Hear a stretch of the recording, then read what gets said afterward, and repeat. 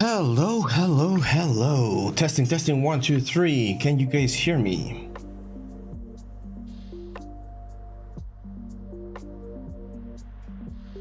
We got Hawk, JJ, Trisha, Dixon, Aki, Pau, and Black Ops. What's up, guys? We're gonna start shortly, very shortly.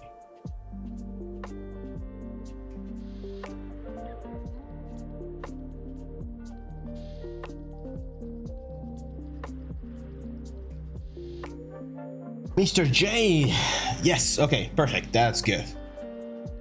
JG16, are you still there, man? We're gonna use this time as a sort of pre-show, so if you guys have questions, now's the time.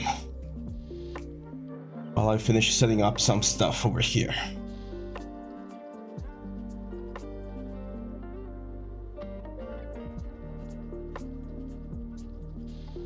Black Ops on Twitch. What will this be about? Oh, you'll see.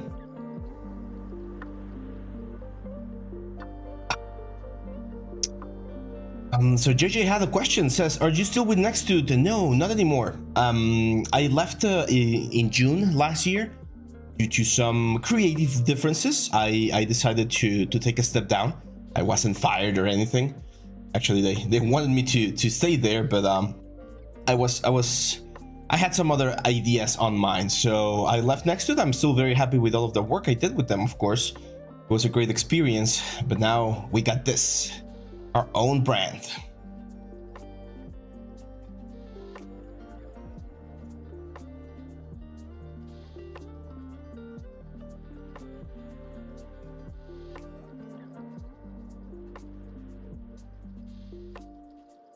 the music okay? Is it too loud?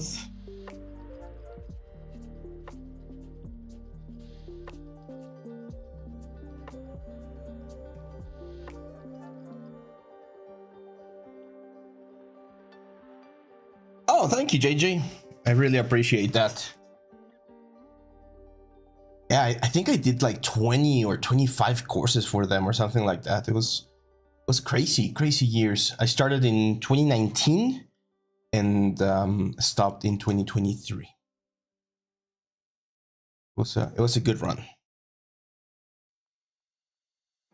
Let's change the goal on Twitch. So the goal on Twitch today, let's end this goal, and oh, that's an ambitious one, but let's try go for 700 on Twitch. 700 followers. We need 12 more followers.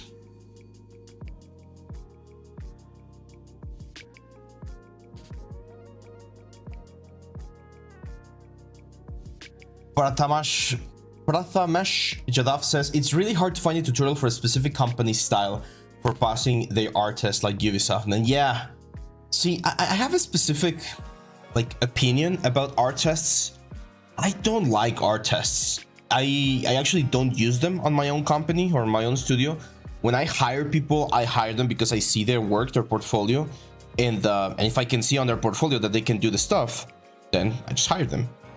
We're a small studio, of course, like Ubisoft is a huge studio, so I understand why they might need art tests, but I don't like art tests. I feel like I don't know. I would rather companies have like a trial period, like maybe you work there for like 2 weeks and they pay you like some like basic amount of revenue or something, and you show you show them, or you, what's the word, you demonstrate that you know how to do the stuff. Because artists can be very subjective, you know. That's why I don't particularly like them as much. Your portfolio should be the one that really tells you like how good or not you are.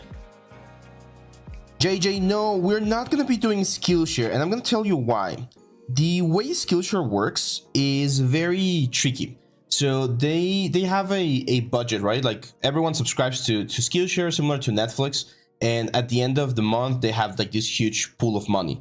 They take their cut, and then the remaining money is split between all of the time that was seen on your courses. So if there's someone who had a lot of time watch or minutes watch, they're going to get more money. If your courses didn't get as many minutes watch, they're going to get very little. And it really opens you up to more piracy, unfortunately. I mean, Udemy is pretty much the same. You're still vulnerable to that. So that's why I don't think so. No, we're actually going to be launching our own website. So next week, we're going to be launching our newest course, which is our Marvelous Designer course. And that one, plus all of the other ones, are going to be launched in my website. The price is going to be very similar to Udemy. So you guys are not going to like see any sort of hit or extra cost or anything. We're going to try to keep prices as fair and as just as possible. And hopefully that's going to allow us to grow even more. So yeah, we're still gonna publish some courses on Udemy, not all. So that's also gonna be a small change that we're gonna have in the next couple of months. Prathamesh says, I have decided that I want to go to Ubisoft only, and all my portfolio work is around their style only. But it's still, yeah, it's hard, man. It's very hard. I'm not sure if Ubisoft has a studio over there, like in India or Singapore or East Asia. You might want to try to apply to those, because trying to apply to like Montreal or US or Europe might be a little bit more tricky. Jay Haas says, can I make a retopo with quads without tries on props, even if it will not be animated? Yeah, of course. I use quads all the time. We might be doing some retopo today, by the way. I'm still debating whether we're gonna do that or a creature, but yeah, quads are perfectly fine, man. Like at the end of the day, if you do quads, they will be triangulated once you go into, what's the word, into the engine or into render time. Everything gets triangulated. Okay, yeah, so if there's an India path, make sure to go there. Now, I don't know if you've submitted to the portfolio review yet. If you want, you can, and I can give you a feedback on that.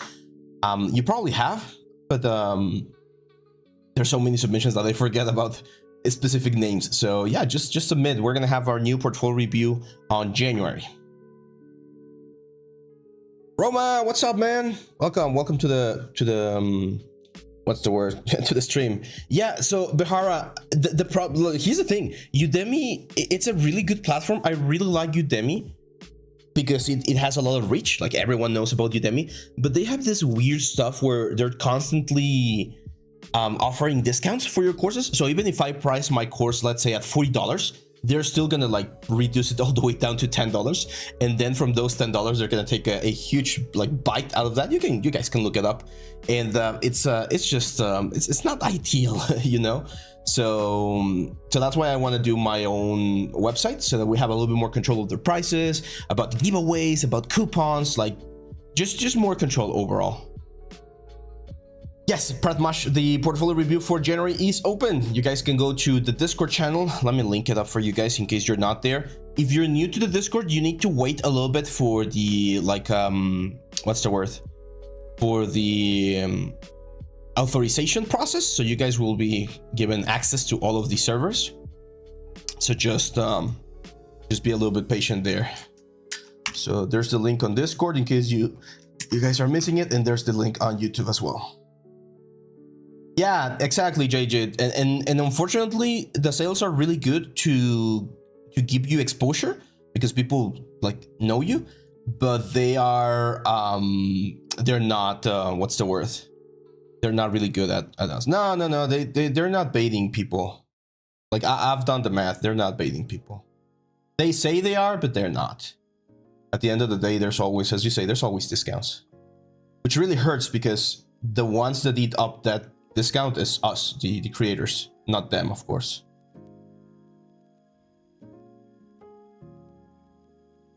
Again, it's still a good platform.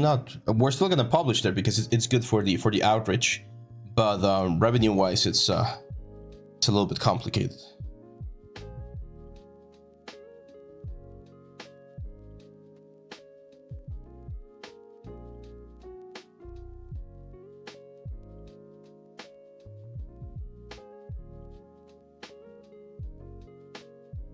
Yeah, I thought about Patreon, for instance. Like, I was recommended Patreon for a while. I was like, oh, you should do Patreon and just give the course free to anyone who subscribed, and it would be similar. But then Patreon, it's just extra steps, you know. And I know a lot of people don't like the sort of like subscription model, so I don't want to what's the word, gatekeep my content. That's why I share a lot of the stuff here on YouTube and on the streams and stuff. Because I just don't feel like it doesn't feel morally right to gatekeep all of that information. So the premium courses, they're just a way for you to find information in a more condensed way, in a more organized way, and of course to support the project, right? So that I can keep doing this. That's pretty much it. It's thanks to you. It's thanks to you guys that we can continue to do this.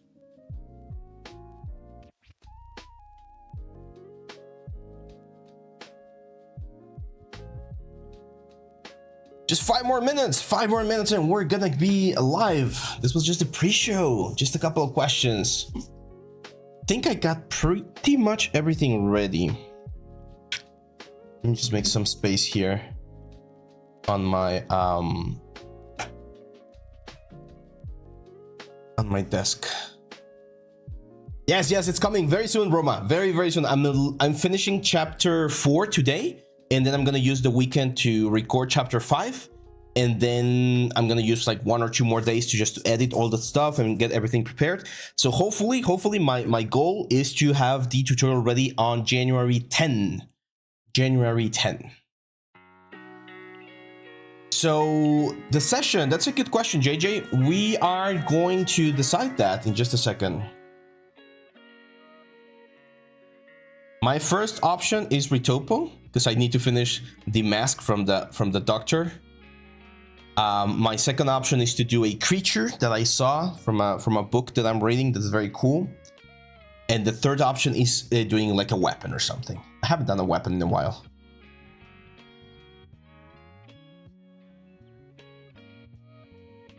Yeah, Marvelous has, I think, a free 30-day trial or 15-day trial. That should be more than enough to be able to learn it, because this is going to be takes like 6 or 7 hours of courses of class for the Marvelous course, and yeah, it's a fun one. I really like this one.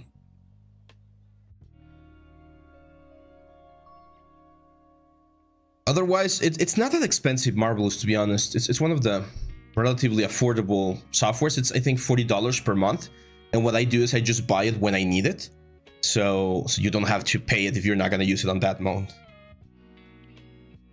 I bought for hero assets, not yet confident with character design. No, like there's no character, or at least I don't have any character in mind right now.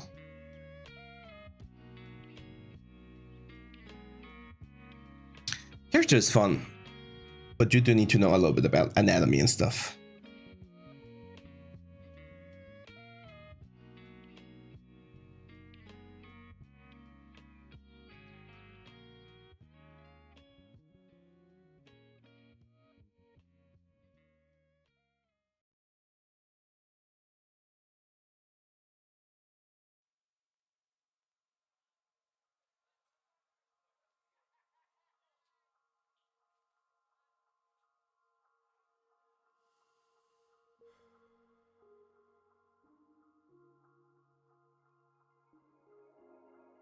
The goal today on Twitch is to get to 700 followers. It's going to be a good milestone. We already got 26 subscribers as well. Nishant, hello sir, please can you make a course for furniture modeling? I'm not sure if I want to do a course, but we might do a video on YouTube, Nishant. I mean, furniture modeling, it depends on what furniture, right? But it's really not that complicated. Like if you learn the basics of modeling instead of Maya, then it should become relatively easy to model a furniture. Is there a specific piece of furniture that just like comes to mind for you, Nishant? We got Priyanshu on Twitch and Aki as well. How am I? I'm good. I'm good. It's been a good week so far. Just getting everything started here on this new year.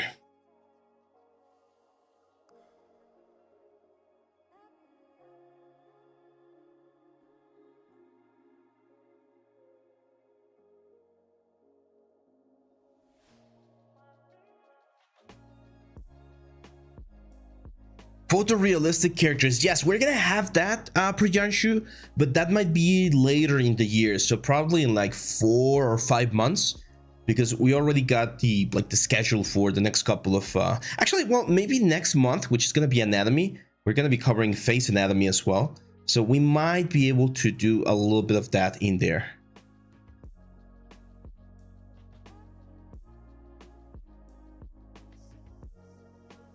Yeah, that's my question as well, Black Ops. Like furniture wise, like what specific things might be complicated so that I can cover them in tutorials.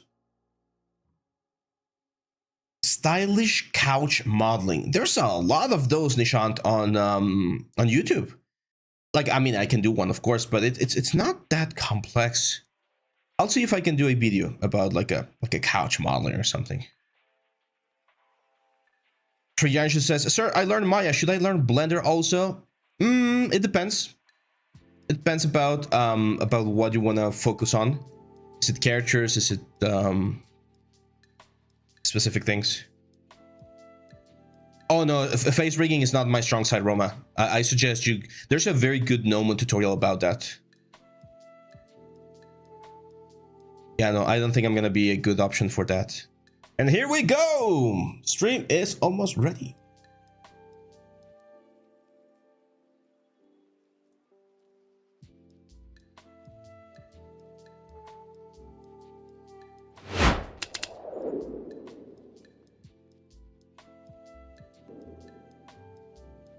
And welcome guys to today's stream.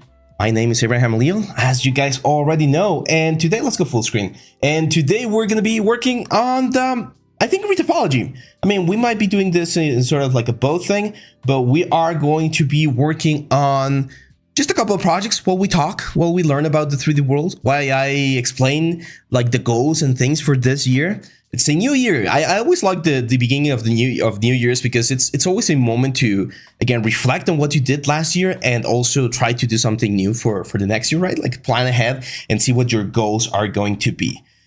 Sarn is here as well. Let's go. And we got Ucharon. Let's get to the stream. There we go. Oh, not that one. Not that one. This one right here. So today's goal, we got 800 followers. Let's see if we can get there. So if you're not following and you're watching on Twitch, go ahead. Follow us and help us get to 700 today. We got Dubai Rios on YouTube. We got Just Graphic as well. Says, I was able to learn so much in Maya because of your tutorials. Thank you so much for the tutorials. I'm now working on the 3D World project from Udemy. We'll share the final result with you. Awesome. And Just Graphic, if you guys, like not just for Just Graphic, this is for everyone. If you guys share the, the final result of your tutorials, of the Oni tutorial, of the Axe tutorial, or of the Island tutorial, you get a special title on Discord.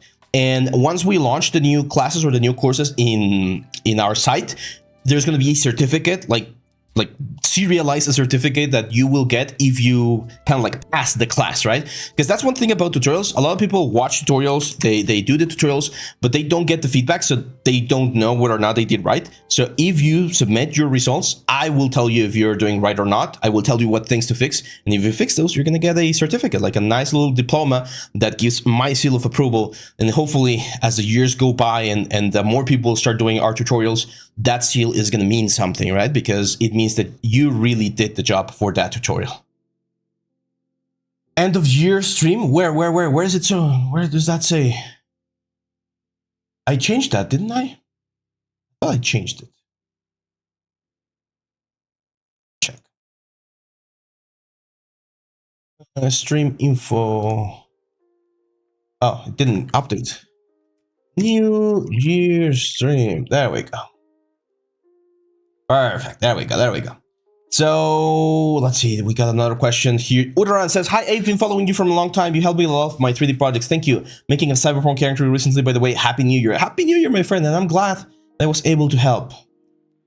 Someone is asking if I have a. Saw someone asking if I had like a show phase retopology. Yash, we already have a video on the YouTube channel.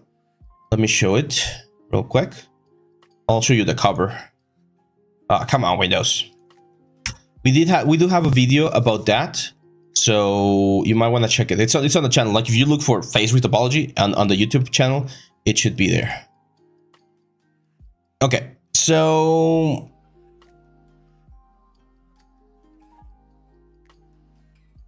let's see. What do we do, guys? Let's do retopo. That way I can answer some questions, because I really need to do the retopo, because what's the word? I need to finish this for the course, for the Marvelous course, so that we can have the final render. So that's another thing that we're going to be doing, and we discovered this a couple of months ago, Sarn and I, when we were doing like the live streams and stuff.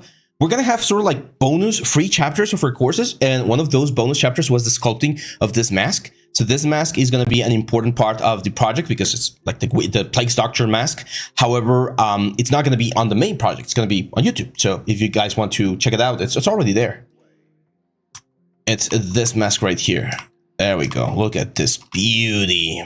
This is missing a couple pieces, of course, but it's what we're going to be retopologizing today. And that way we can talk about retopology, because retopology, even though it's sort of like a boring topic, or not a lot of people like retopology, it's very, very important. And I feel like a lot of people like do it a little bit wrong sometimes. So we're going to do that. Let's see. Priyanshu is asking, how do you learn many softwares? I would suggest learning softwares in a sort of like, when you're learning a new software, the first thing that you need to do is have a goal. It's very basic and it's very simple, but that's the main idea. So if you want to learn ZBrush, have a goal. What do you want to know about ZBrush? Anatomy, character design, creature design, hard surface. If you want to learn Maya, do you want to know animation? Do you want to know effects? Do you want to know modeling? If you want to learn Unreal, do you want to know blueprints, like programming, whatever, right? If you're gonna pick a software, you need to pick a specific goal, and you start learning about that goal. In the way, you're gonna be learning about other things that are necessary to that goal. Maybe some things about, like, I don't know, proportions, design, audio, effects, colors, notes. Like, there's so many things that you can learn when you are like approaching a specific goal. And once you get to that goal, you might not have the final realized goal. Like, you might still feel like you need to learn more. And that's when you go for the next goal. That's the way you improve. And I always think that that's a really good way to do it. That's why all of my tutorials, whenever I'm recording a tutorial, I always have a first chapter of like the interface and stuff, and then we do a project. Because just going through the tools and understanding what the tools do without seeing them applied into a project, I feel like that's a very like bad way to handle things, because then you just forget about them and it doesn't help with your learning experience. So that would be my advice for that. Let's see. Hello, sir. I have sent you my final output. My name is Rahil Master. Oh, that's going to start, Rahil. That's going to start once we have our new website. So that's still on the works. But don't worry. If you finish one of the previous courses, I will make an announcement when that thing is ready. And I'll let you guys submit so that I can start giving away those sort of like certificates. Very good. So this thing right here is the piece that we're going to be working today. And it's very, very important that we understand how to divide pieces when doing retopology. A very common issue with retopology is that people want to retopologize everything in a single asset. And you don't always need to do that. You can separate this into pieces. So for instance, this guy right here, this guy right here, this little guys right here, right? And pretty much all of these things, like all of the leather on the front of the mask, all of these pieces, this should be one single mesh. So I'm going to Control G to group it. Then all of these guys right here, well, let's hide the group. All of these guys right here should be another group. You can see that there's a couple of issues there. There we go. So all of these guys right here, I'm going to group it as well. That's going to be another like subset of the groups. This buckle right here, that's going to be another group. So Control G and we hide it. And finally, these things right here are going to be another sort of like group. I might even have like the bands as a separate group. And then this thing right here, which is missing a piece, as a separate group. So again, it's very, very important that we don't always try to do everything in a single like way, because it makes it a little bit difficult to change. Now, I'm going to do something here. This is something interesting. I am going to assign materials to the different parts so that I can mask them out later. You can see that this beak right here has these little dots, these little plates, right? Kind of like details, and of course the beak itself. So what I'm going to do is I'm going to grab, for instance, this beak right here, and it already has the AI Standard Surface 1. I'm going to assign a different material. So new material, let's do Arnold AI Standard Surface. And just for the funny thing, I'm going to assign this sort of like a blue color. There we go. And then this one's right here. I'm going to assign a new material, again, Arnold AI Standard Surface, and I'm going to assign a red color. And this one's right here. I'm going to assign a new material, Arnold AI Standard Surface, and this one's going to be a yellow color. Does anyone know why I'm doing this? I feel like in the classroom now, just teaching my class. Does anyone know why we assign this sort of like colors to these elements, to these high poly elements? That's the key point there. I'm gonna wait a couple of seconds there. That's right, JJ. See, that's right. Pratmash there. That's right. ID maps. We're gonna be using later on this thing. They're gonna be ID maps for Substance Painter. That's exactly right. So yeah. Now, Mr. J is asking, are you a professor at the university? Yes, I've been teaching since 2013. In universities, I've been teaching since 2016, but I've been teaching since 2013, like privately and stuff like that. So yeah, I got like plenty of experience teaching. That's why I have a good a good ability there. Okay, so now that we have this, we're gonna combine this. We're just gonna go mesh and combine. By the way, all of these meshes are already decimated. Even though they're decimated, it's still quite high. You can see that it's 2 million polygons or 2 million triangles right here. It's perfectly fine. Okay, don't be afraid of poly counts. Yeah, Sarn's gonna get the cookie now. There you go. Let's see. Is there another question? Someone told me to learn Substance Designer. What's that? It's usually used to generate materials. I don't find it as useful for at least for my indie sort of like experience. I don't find it as useful. Okay, let's go Quadro. Oh, okay. Wait a second. There. We're gonna make this live. There we go. And now we're gonna go Quadro and we're gonna start drawing. Now here's the big question. If we're doing retopology, do we capture the silhouette of this red piece, like the borders and everything, or do we just go over it? Let's make a boat, Sarn. Can we make a boat? If we're doing retopology, do we go over it like this, or do we capture the silhouette of the element like this? What is the right answer for retopology? It's a tricky question, but it's a good question, okay? So let me know in the comments, and there's gonna be a vote in just a second. Do we capture the silhouette, or do we go over the silhouette? Black Ops says a capture. That's one vote for capture. So is there another capture? Second one for capture. Second way, capture. For that much sense, it depends upon how much depth is it, right? It depends, says JJ. What answer should be though? No, don't worry, Sarno. We'll skip it since people are already answering here in the chat. The silhouette. So the answer is, it depends. And it's a tricky question. It's a horrible answer, I know. But it depends on the game, on the sort of like quality that your game is going to have. If it's going to be a game for mobile, for VR, where poly count is like really important for performance, then you're usually going to go like this. You're just going to capture the silhouette with a normal map like this, even though the depth is like a little bit thick. However, if you really want to go like the extra mile and you want your stuff to be like really, really nice, then yes, as a lot of you guys are saying, we should capture the silhouette. Now, we shouldn't go and like do an overkill here.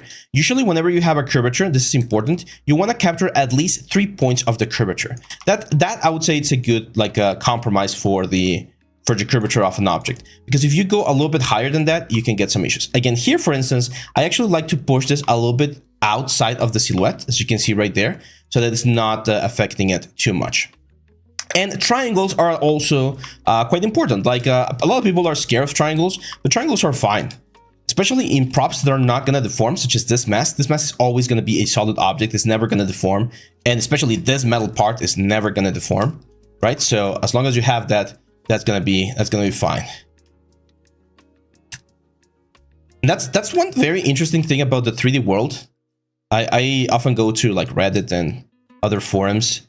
And the 3D world is a very opinionated, it's a very opinionated world. So a lot of people will have very strong opinions on how things should be made. And the thing about that is that more often than not, all of the answers are correct. So it really depends on the project. The director at the school I went to Noman, Alex Alvarez, he had a quote back in the day that was like, don't worry too much about topology. People worry too much about topology. Topology is a tool, okay? It's not a rule. There's no topology police, he used to say, that's gonna go to your house and like take away your computer because you messed up topology.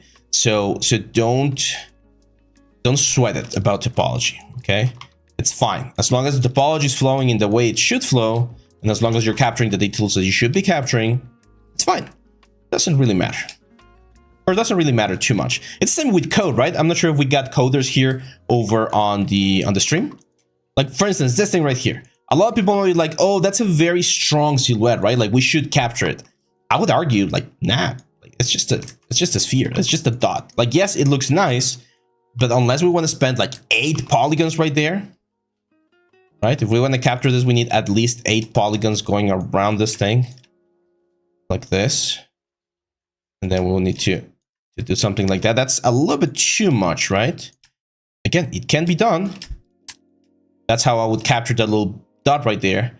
But it's just going to be, in my opinion, a little bit too much. I mean, I already did it, so I'm going to keep it. But you don't always need to keep those sort of elements, okay? These corners, though, they are important. That's what baking is for, right? Like, once you get into baking, you're going to discover which parts of your modeling are good and which parts are bad. That's another thing that I see people like frequently like make mistakes about when doing their retopology. They will not go back. Like they just do the bakes, and if they see a mistake, they're like, that's fine, I'll keep it like that, and I'll just try to fix it on the texture or something. No, you need to go back, retopologize. You might need to redo the UVs as well, and that's it. Okay, so don't be afraid to redo a couple of things every now and then. I remember when I was doing the Thyros character, and even in the video, I think on the course, I explained that to people. It's like, yeah, you're gonna have to do it. Now, this hole, for instance, there's absolutely no need to capture it, nor any of the details that are like carved in, because all of those details are gonna be captured on the normal map. Let's see. Do you have books or recommendations for 3D artists? Yes, I got 3 that are like my favorite go-to, but they're anatomy related. So I got Dynamic Anatomy by Hogarth. I got ZBrush Character Design by Madeline Scott Spencer. That one's very good. And of course, Bridgman's Complete Guide to Drawing from Life. All of those are anatomy books that I strongly recommend. And we got another follower. Who is that? Farhan Warsi. Hey, thanks for the follow, man. Farhan, you were not following? I know you, man. You've been one of our students for a long time. Were you not following? Oh, I'm gonna get angry, man. Nah, just kidding. Thanks for the sub, man. Or the follow. Thanks for the follow. Yes, we're streaming. We're streaming in Twitch and in YouTube at the same time. Multi-stream. We're in the future now. I used to do, what's the word? I used to do only one stream, but then I look up over the rules and now you can do both. So it's just easier. Oh, you want the Twitch link? Yeah, give me 1 second. Or sorry, are you on the YouTube chat? So you can like send them the Twitch link as well.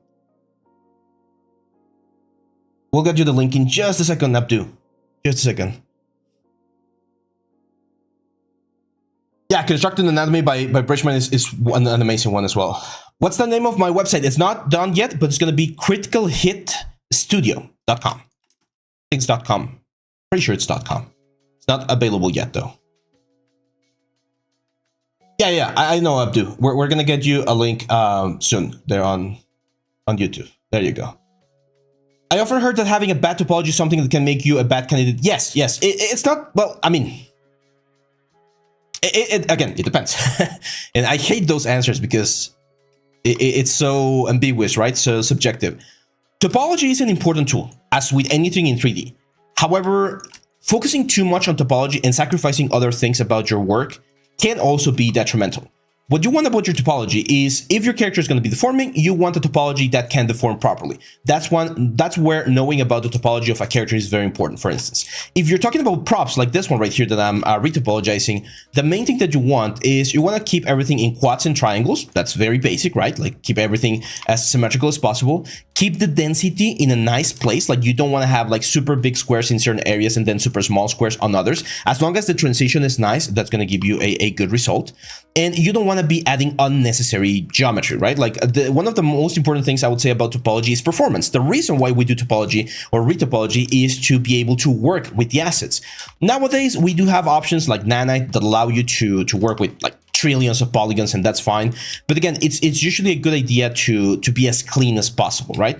So if you can keep all of those things clean, then your topology should be fine. Like I've seen so many portfolios where topology is like, yeah, I mean, it could be a little bit better, but does it really matter? Maybe not. And in that case, you just like keep going, right?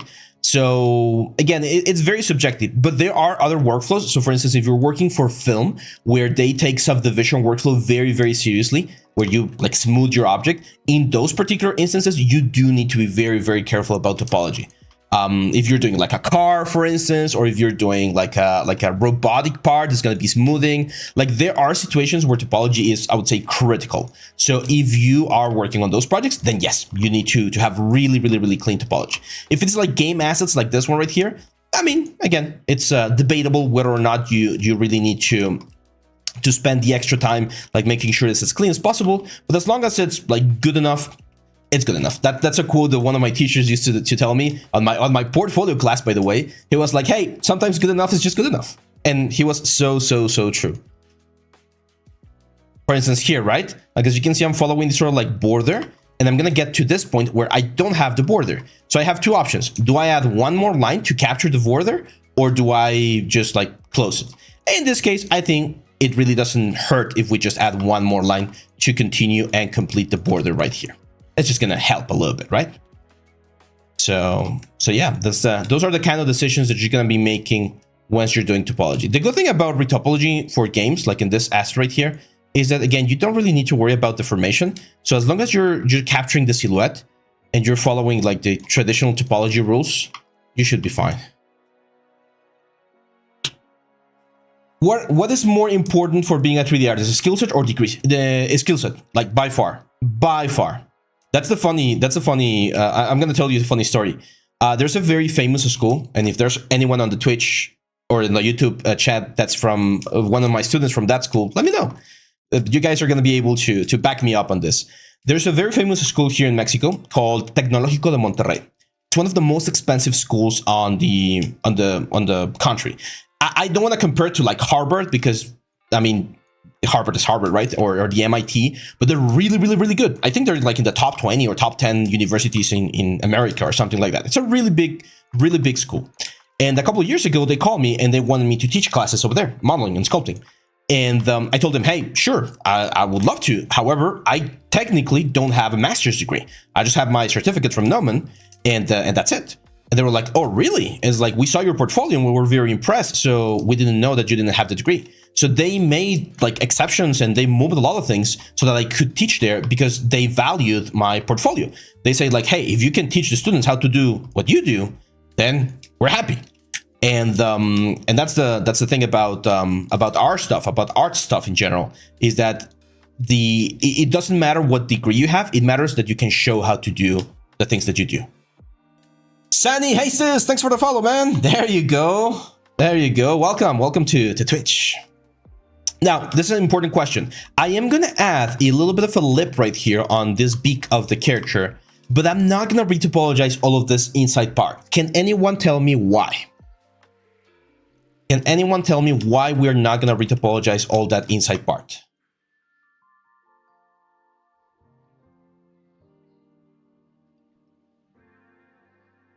Will you upload your class in Udemy after your own website? Yes, we will be uploading some stuff to Udemy, but again, Nilesh, I'm gonna make sure that the classes that are on my website are as affordable to Udemy. I'm gonna try to do like localized pricing as well, so that it's not expensive for you guys. So I'm gonna try and be, again, as fair as possible. But this is a sort of like a business decision that we need to take so that we can ensure that we can continue to do this. It's just an unfortunate, it's not unfortunate. I actually am quite like happy about this, about what we're going to be doing. Why am I doing this so low poly? What's the word? Roma? Because it's a small piece. Like, this is a very small piece. If you compare it to the rest of the mask, man, like, this is going to be quite dense. Like, not super dense, but it's going to be quite dense. Can we go higher poly count? Yes, of course. And I've shown this trick before where you can smooth out your object to get like extra polygons, and then you can conform it to the, what's the word? You can conform it to the shape, and you're gonna get like a very nice resolution. I'll show you in just a second. As soon as I finish the peak, I'll show you that technique again. Like 2 triangles there, absolutely no problem, because they form or they conform with the silhouette. Just a Mistaf, welcome, man. Thanks for the sub. Oh, because we won't see it since exactly. This is gonna be inside of the mask, so we're never gonna see it. So there's no reason to waste topology there. And texture space, very importantly, a lot of people forget about texture space. But texture space is another like it's one of the big bottlenecks nowadays. By the way, polygons are not what's the word? Polygons are no longer like one of the main bottlenecks in games or in film. It's texture space, because you need to load all of that textures into the render engine, and that can become quite expensive.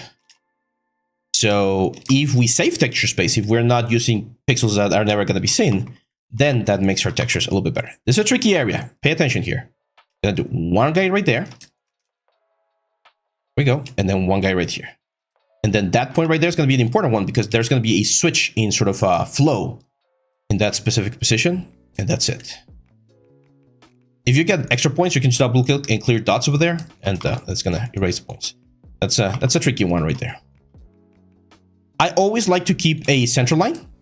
That's like one of my go-to recommendations whenever we're doing retopology. Always keep a symmetry line, especially for pieces that are symmetrical. Now, some of you might be very insightfully looking at all of the scratches, and you're like, wait, but this is not perfectly symmetrical.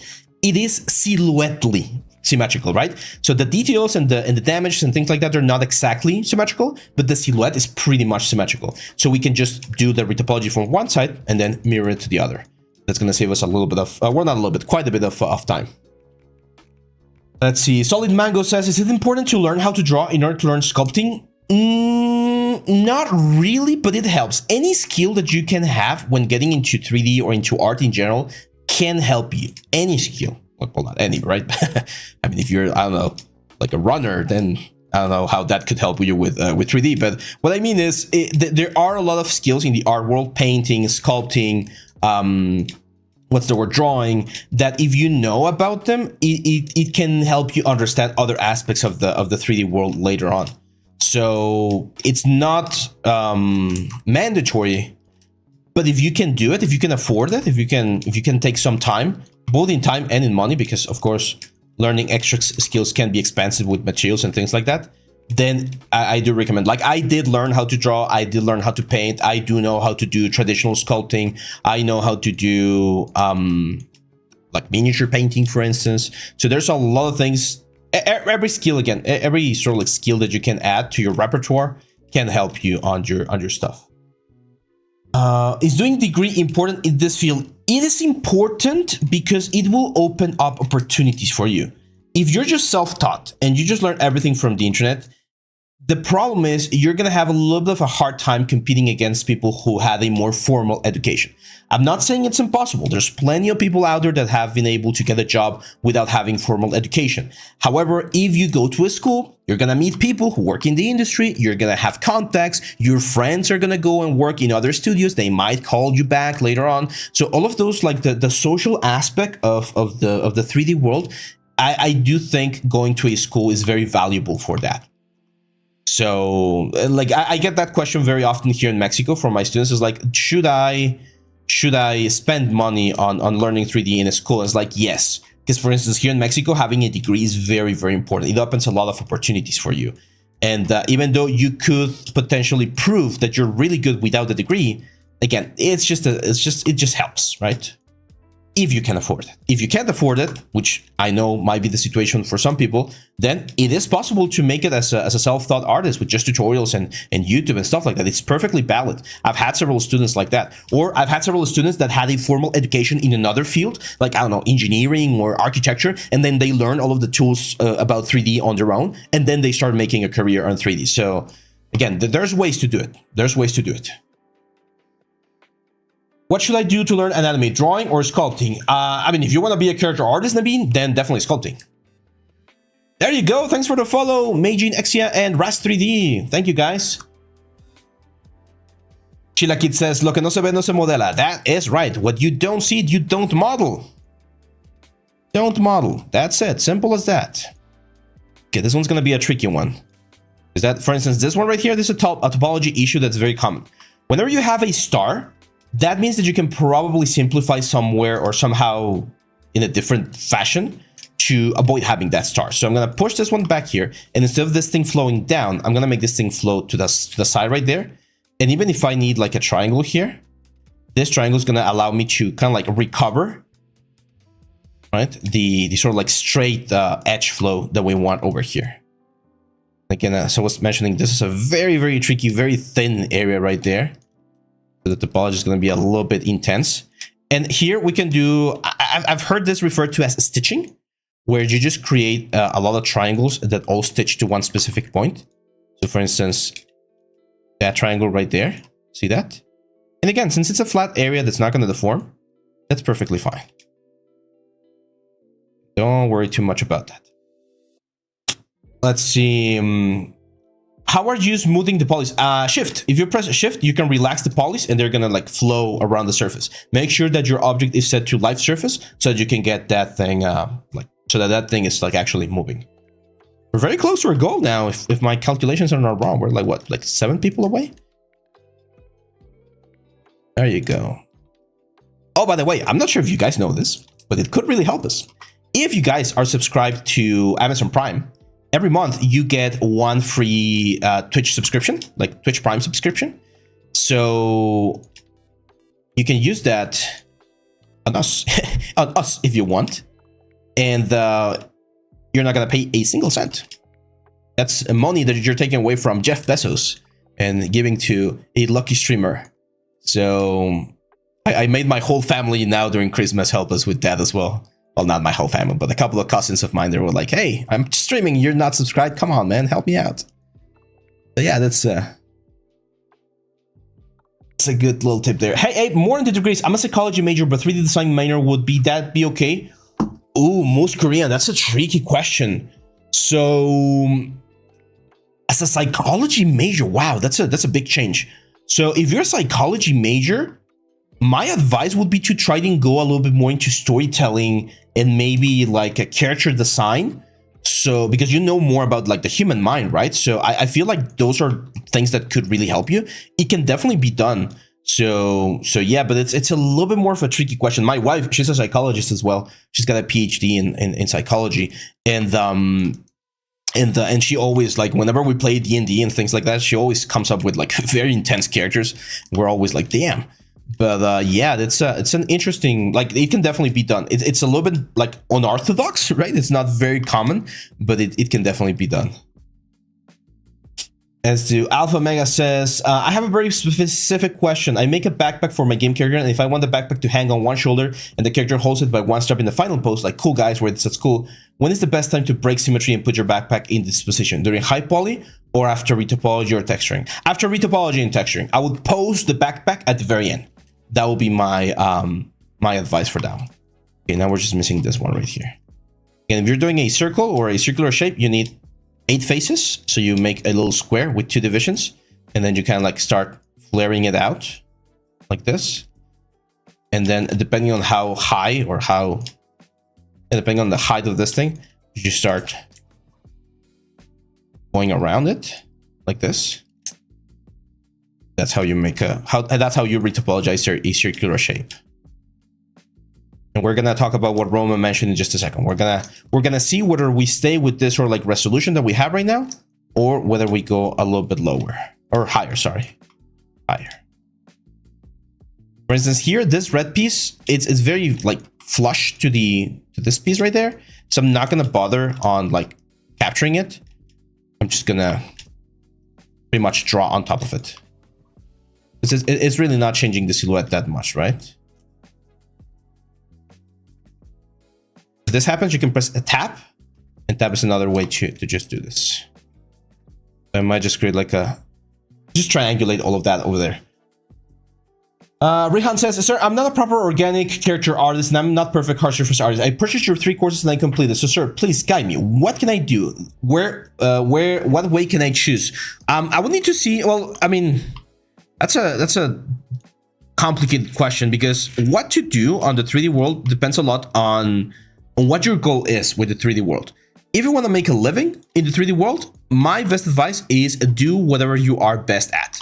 And I know that sounds very sort of like general and stuff like that, but that's like literally like my best advice on that specific. Well, let's save before anything bad happens. Let's call this retop. There we go. So I don't remember who I saw. Well, I mean, this is a very, very sort of like famous take on making a living, right? Do what you're good at. Do what you're best at, because that's what's gonna pay you. And then if there's things that you like, but you might not be as good doing, in those cases, just try to do that as a side thing. I don't want to say a hobby, but I try to do that as a side thing. And if you do that and you start like doing well, then you might be able to make the jump and do that as your like full-time thing. Here's a trick. I'm gonna grab this whole thing. I'm gonna say mesh fill hole, and then with my cut tool, I'm just gonna triangulate that. There we go. So that's it. That's the half peak right there. I'm gonna go to my front view. I'm gonna grab this whole edge. It's probably gonna grab all of the outer edges, so we just deselect them. We grab just the center edge. There we go. R to scale. Scale them to the center, and we snap it to the center. And immediately what I'm going to do is I'm going to grab it, shift right click, and we're going to mirror on the world X negative axis, combined with the original, merge threshold custom 0.001, and hit apply. That is to make sure that we're not like merging points that we don't want to merge. And you can see that we're getting a little bit of an issue there. Oh wait, that's my fault. What the hell happened there? Let's push this one out a little bit. Well, grab 2 of those and merge together. There we go. I probably grabbed them by mistake. Now again, we mirror this, and there we go. So ideally, what we should have is we should have a center line. and no angons. There is a very weird bug with Maya where the mirror will give you angons. Sometimes. I don't know why it happens. There we go. Look at that. Sometimes it happens. It's very annoying. And this has been happening since like Maya 2018. It's a very, very buggy thing about Maya. There we go. So of course, this one, we would do mesh display and soften edge. And that right there, that's perfectly fine, because usually on the game, it's going to be very, very difficult that you're going to be seeing a close-up shot at this distance, right? Like you're not going to be seeing at this distance. You're usually going to be seeing roughly at this distance. So if the silhouette and the volumes look good at this distance, then you're fine. This was based on the question that Roma was asking, like, do we need to make this like super high density? We don't. Now, if you want to, here's a trick that you can do. I'm going to call this a beak low. And let's duplicate. I might be missing some questions. I apologize, guys. Now, like the streams have been getting bigger and bigger. So why are you doing mirroring instead of turning on a symmetry? Because I've had very bad crashes with symmetry, and I just like to have a little bit more control, if that makes sense. I love everything about 3D except when the software crashes and all your work goes kaboom. Saini Hastes is asking for the Discord. Actually, I don't think we have that command, but there you go, man. Thanks, Arn. What is your workflow from making blockout to retopo to texturing? Exactly that. I make the high poly, like I make a blockout, I make the high poly, I make the retopo, I bake, and I texture. Like very, very traditional. Happy New Year, Berg! Welcome to the stream. Jaxie says, I got an economics degree, but now I do motion graphics and 3D animation for the board game industry. Nice! I love board games. You gotta learn the softwares and make good work. Oh, and be really good to work with. Well, here's the thing, man. I don't think, like, it is important to be really good at it, but I've seen so many games, like indie games, video games. I've seen board games that are sort of like indie games. The other day, my brother and I have a D&D group. I've mentioned this before. And we played this game. I strongly recommend it to you guys. If you guys are into RPGs, it's called Honey Heist. It's the most fucking hilarious thing you're gonna be playing if you're good at RPGs. You're a bear, like everyone is a bear, and the goal of the bears is to steal a honeypot, like a magical honeypot or something. It's just like a single one-page RPG. You learn the rules in 20 seconds, and we had fun for like 3 or 4 hours. We still talk about this, like this session that we had playing Honey Heist. It's just, I mean, it's just ridiculous. So that's when that's my position about games and creation and art in general, right? You don't have to be like a super master, like amazing artist to create cool stuff. Like that thing right there, it's a one-page RPG. It doesn't even have art or drawings, or I believe it has just some like doodles, and it's a magnificent game. It's an amazing game. Right? So same thing for 3D. You don't need to be creating freaking Kratos from God of War all the time. You can be creating something simple, something that's yours, and something that's gonna make people happy, right? That people are gonna enjoy. So don't always try to go for like the most amazing things. It's always good, right? To achieve or try to go for big goals. But there's also, I find there's also, or I believe there's also a lot of joy and a lot of happiness to be found in simple things. Chad, Chad is asking, do you ever do portfolio reviews? Yes, it's on January 19th. We're gonna have our next one. You can submit on Discord. The post is already open. There you go, clean house. Thank you for the kind words.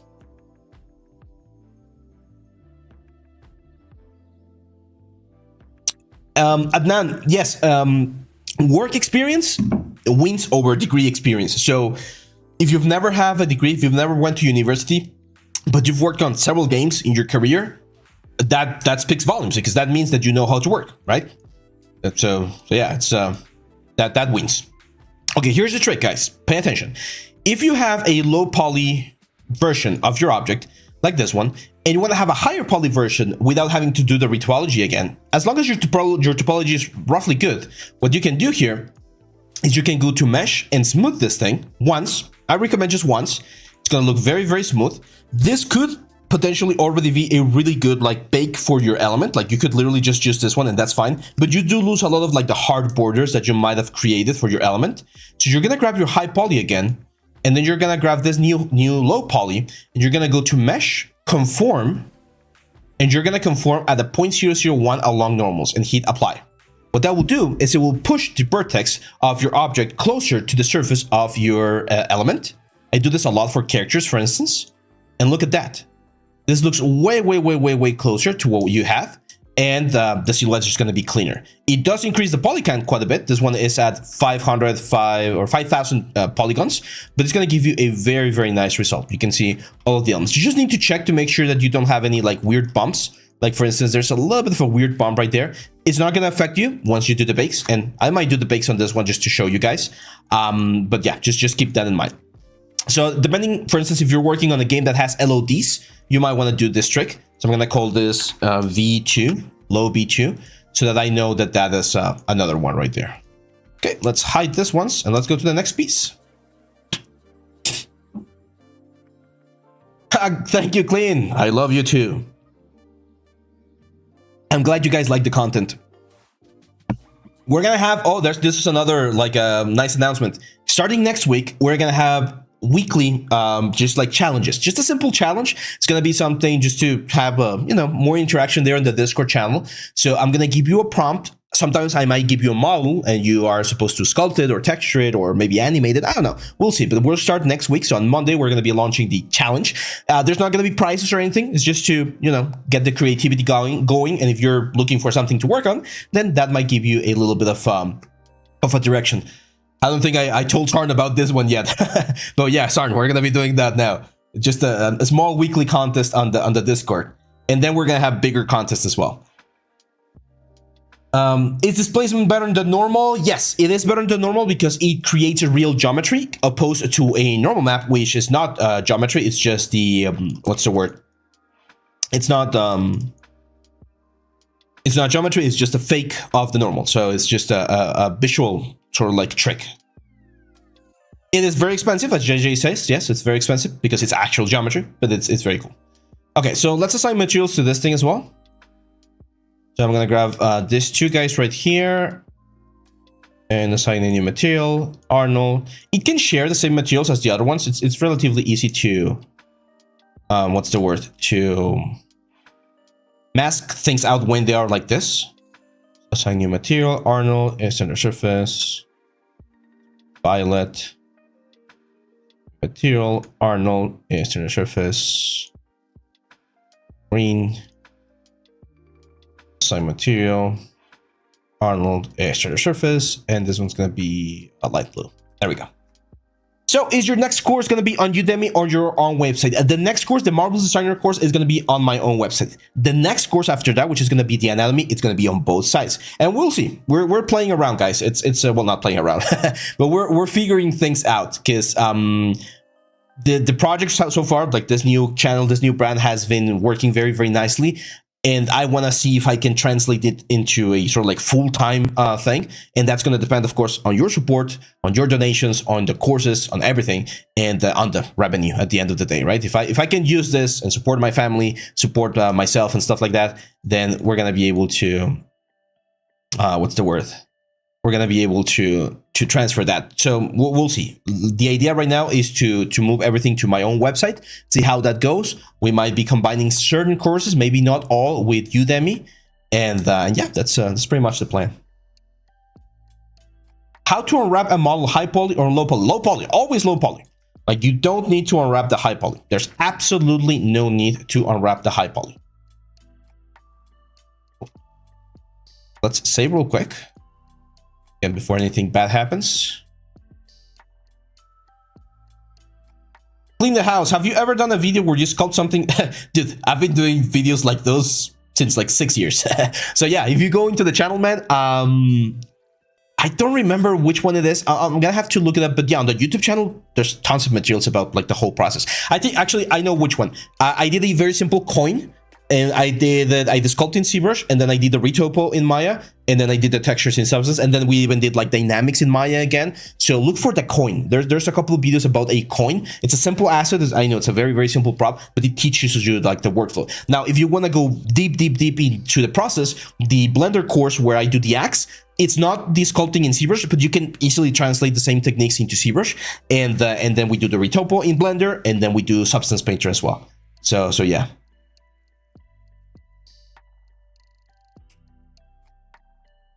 And about the question, Priyanshu, don't feel bad. I yesterday I got a message that made me feel very bad because someone was like, "Hey, I've been struggling with this. I don't know what is a UV, and I'm a student in this university, and I feel very ashamed." It's like, no, dude, don't feel ashamed. It's like, come on, every single one of us was there at one point. So I was like, dude, there's no stupid questions. Ask as many questions as you want. I was the annoying student back in school, back at Nomen. I was the annoying student that would just like ask the same question like maybe 2 or 3 times until I completely understood it. But then one day, one of my friends told me, "Dude, you are always asking questions," and I thought he was gonna be like mean to me. And he was like, "Thank you," because I had the same questions, but I was too like afraid of asking them. I was like, "Yeah, I'll rather just like make a fool out of myself once, learn what the thing is, and then just keep going." So there's absolutely no stupid questions. Just keep asking, okay? Keep asking. Now, if I answer the same question to you like 5 or 6 times, then we need to talk about like learning processes, because that means that something's not working. You're having some issues with information or with like processing information, which again, it's completely normal. Some people have that. That's fine, and we will need to find other strategies. Whenever I teach at the university, I always tell them this is like, if you have a question, ask once, and I'll repeat it the same way. If you still have the question, I'll repeat it in a different way. And if you still have the question, I'll do another example. If after those 3 things, you still have the question, then we need to have another conversation, because like, yeah, at that point, it's a different thing. Could you clarify the rule on what to soften the edges for UV unwrap? If you have a hard surface model and you want to keep a very crisp line, you want to harden that edge. So usually, again, hard surface things like guns, armor, and things like that, when you have a hard edge, you're going to harden that edge. But everything else usually is supposed to be softened edge, because otherwise you're going to see the faceting of your object, especially for things like this. Like if we go, let me go back to like the beak. So if you take a look at this beak and I do not harden it, or if I harden the surface, mesh display, and we harden edge, look at that. Looks horrible, looks pixelated, and it would look like this on the game as well. So see how there's so much like irregularity on the whole thing? It just looks very, very bad. But if we soften this edge, again, mesh display, soften edge, it cleans that up. It gives a fake sort of softness to the thing, because we're not smoothing. It's still like the traditional poly modeling. So it's not smoothing, but the normal map, you're going to capture all of the normal map. So this surface, even if it looks lumpy, it's going to change once you project the normal map onto it. So again, especially for organic things, you're usually going to be doing smooth normals. Again, this guy's right here. Do we need to capture them? No, fuck that. That's extra polygons that we don't need. They're not changing the silhouette. Like if you watch the silhouette, they're barely changing it. So no necessary. We've been getting a lot of questions about UV lightning. So for sure, and please, Sarn, if you can write this somewhere so that we don't forget, we are going to be doing a I'm actually going to show you the UVs for this one. Like, I'm not sure if I'm going to be able to do it on the stream, but I'm going to use this mask to show you, again, the principles of UV mapping, because it's one of those questions that I've been getting like a lot this week. I don't know why. Well, I do know why, because people don't teach UVs properly. So I'm going to teach you UVs properly, and I'm going to show you why they're important and the tools that you can use. Yes, we're going to do a UV tutorial. See, I remember when I learned UVs, and they were tricky. But I feel like now with new tools, I don't know, people kind of like make them way more complicated than they should be. I don't know. But yeah, we'll take a look at UVs. Don't worry, guys. I got your back. How are we doing on our goal? Can anyone tell me on the chat? Because I don't have the stat right here. The goal is to get to 700 followers here on Twitch. If you're not following, there you go. Demon Amen. Thanks for the follow, man. 697. Oh, 3 more. Very close. Nice. We're very close to the goal today. 2 more now. 2 more. Nice. Burke is asking, Abraham, do you think to make film quality characters as a course using Udemy's? Yes. We're going to do one like that as well, Burke. We've been getting a lot of requests for that. So again, the order of courses, at least for this first months of the year, is January, we release the Marvelous Designer course. February, we're going to release the, We're going to release the anatomy course, because anatomy is something that like human anatomy. Because I know I did the Oni, but the Oni is very stylized. So we're going to do more of a traditional anatomy course, my style.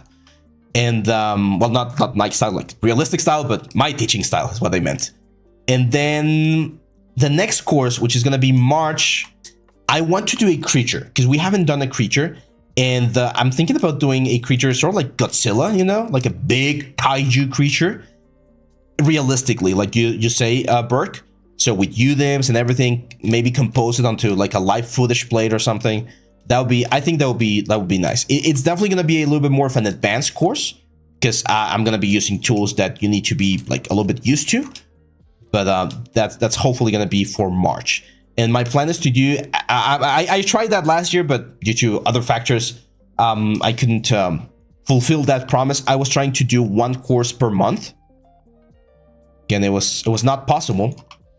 But this year, things are going to change a little bit on the studio, so I might be able to do that. Again, if you guys keep supporting this, it's easier for me. I got a family to take care of. That's why it gets a little bit tricky sometimes. I know I mentioned it before. I'm married and I got a little kid. It's a little girl. She's 2 years old. Well, she's gonna be 3 years this year. See, I think we should increase goal to higher number every stream, and if goal is accomplished, we should do a giveaway on that stream. That seems good. I like that idea. I like that idea, Sarn. Do we do a giveaway on this one if we get to? Because now we're very close. It feels like cheating.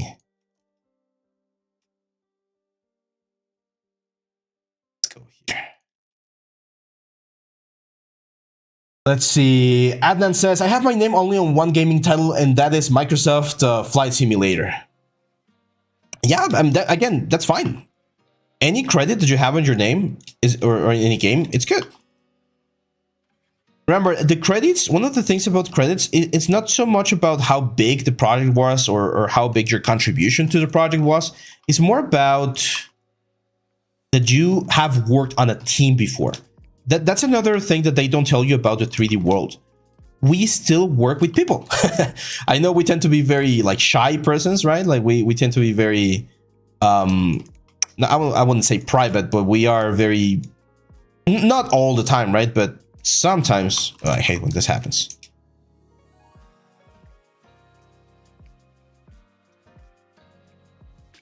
This thing's going inside. So we as artists, we tend to be quite introverts, I would say. And when you're working on a project, on a big project, on a studio, you're going to have to deal with clients. You're going to have to deal with HR. You're going to have to deal with investors. You're going to have to deal with a lot of things, a lot of people. So you need to learn soft skills, right? Teamwork, communication, what else? Patience, to work under pressure, things like that. And that's a problem with a lot of artists nowadays. They graduate from school, very talented artists. They have very strong portfolios. They graduate from school, but when they join the workforce, they suck at social skills. They can't communicate. They can't like just talk and say, hey, I'm finished with my work, for instance. Like I've got that happen to me several times. It's like, dude, if you're finished, tell me so I can tell you what's next. But no, they just are like, oh, I'm finished. I'm just going to wait until they ask me or something.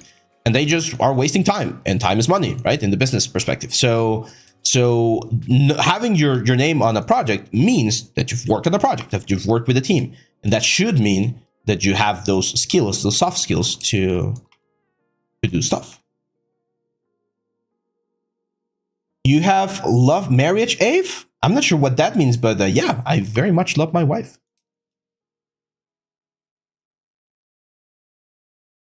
I met her when I came back from the US.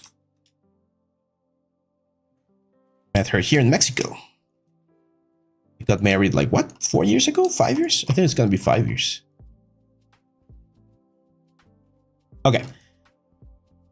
This is a tricky one. And the reason why it's a tricky one is because, as you can see, we have a very clear silhouette with this blue thing. And I'm going a little bit dense on the topology. But this is an important part of the mask, so that's why I'm trying to capture it.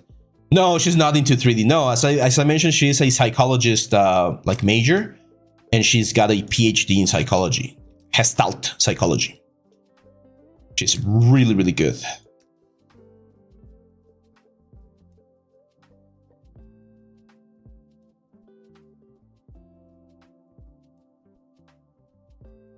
this one here. There we go. Chat says, I've worked on a team on an old project it's not up to my current standards. Should I keep it and should? Yeah, I mean, yeah. As long as there's not big gaps on your resume, that's fine. And even some gaps, as long as you can justify them, that's perfectly fine. I think nowadays the work culture has gotten a little bit more permissive, I would say. Like, for instance, my wife, she's got a gap on her resume because when our daughter was born, she took 1 year off to take for the daughter, right? So when she mentions that, everyone's like, oh yeah, that makes sense. It's fine. Doesn't matter. But if you're like, yeah, I worked for 2 years on the industry and then I stopped working for 10 years and now I'm back, people are going to question it because they're going to be like, oh, you might not be up to date to the most current tools, to the most current workflows, things like that. And that's when things can get a little bit tricky. Are you also a nerd like most of us? Me? Dude, of course. Ask me anything about my nerd hobbies and I'm not gonna stop talking. In India, parents find girl boy for you. It's called arranged marriage. Oh, see, it's not an arranged marriage because like that didn't happen. But our parents do know each other from a long time. We never met like formally before I started like dating her. But it was funny when we like told our parents like, hey, we're dating, because they've been friends for a long time. So they were acquaintances, right? It was funny, but no, it was not arranged. It was not arranged. In Mexico, it's not very common for that to happen, to be honest. No, well, sorry, in your case, and someone else also mentioned about like psychology and economy and stuff like that. If you're making a change, like a career change, again, that can be easily explained. You just say, yeah, I made a career change. But all of the skills that you have from your previous career, they work. They are going to help you somehow. They will help you somehow. I'm a huge proponent of just like, again, learning as many things as you can, because every single thing that you learn about can and will help you somehow. Communication, teamwork, team management, for instance, that's another big one. Team management is a big one that it's very valuable in companies, and not a lot of people have it. Let's see, we got, have you ever want to work? Yeah, my dream, Berg, when I was first starting in 3D, my dream was to work at Weta, but the immigration things and traveling there, it's a little bit tricky. And now, I mean, you get older and you start valuing other things like family and things like that. So another big goal of mine was to work for Blizzard at the cinematics department. But again, you grow older and you realize like, there might be other things in life. So it doesn't matter if you don't work there, as long as you're happy and you can share your stuff, right, with the world, like what I'm doing here. Nowadays, if you ask me, I would love to work for like Larian Studios, you know, the guys that did like Baldur's 3. Like if I could get like a freelance work for them and do like a character or like a creature, that would be fun. Yeah, that kind of stuff. Or if I could do, I don't know, like a statue for like some superhero, I don't know, like projects like that would be cool. Yeah, like Blur or Blizzard. But here's the thing, Burke, I'm not sure if you've heard the rumors, but working at Blizzard or at Blur, it's hard. Like the times are hard. The pay, they say it's not that good. The ambient and the project, the timelines are very tense. So again, that's when, as you get older, you start like putting things in perspective and in scale and be like, do I want to be at my job for like 12 hours every day? Or do I prefer to just go home and spend time with my family and friends? You know, that's the kind of stuff that you start like getting. Staffelbauer is on the house. What's up, man? Welcome to the first stream of the year. We're doing some Retopo. It's not the most exciting, but you guys are making it very, very fun, because I was dreading doing this process by myself.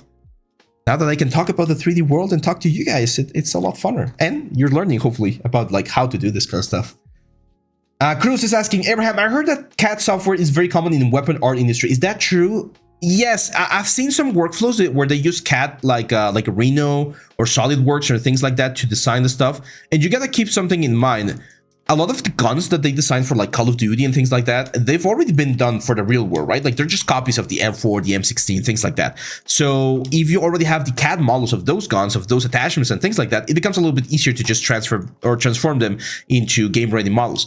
It is a pain. You got to do a lot of what I'm doing right now, which is retopology, because CAD works with curves, with NURBS, with non-uniform rational B-splines, and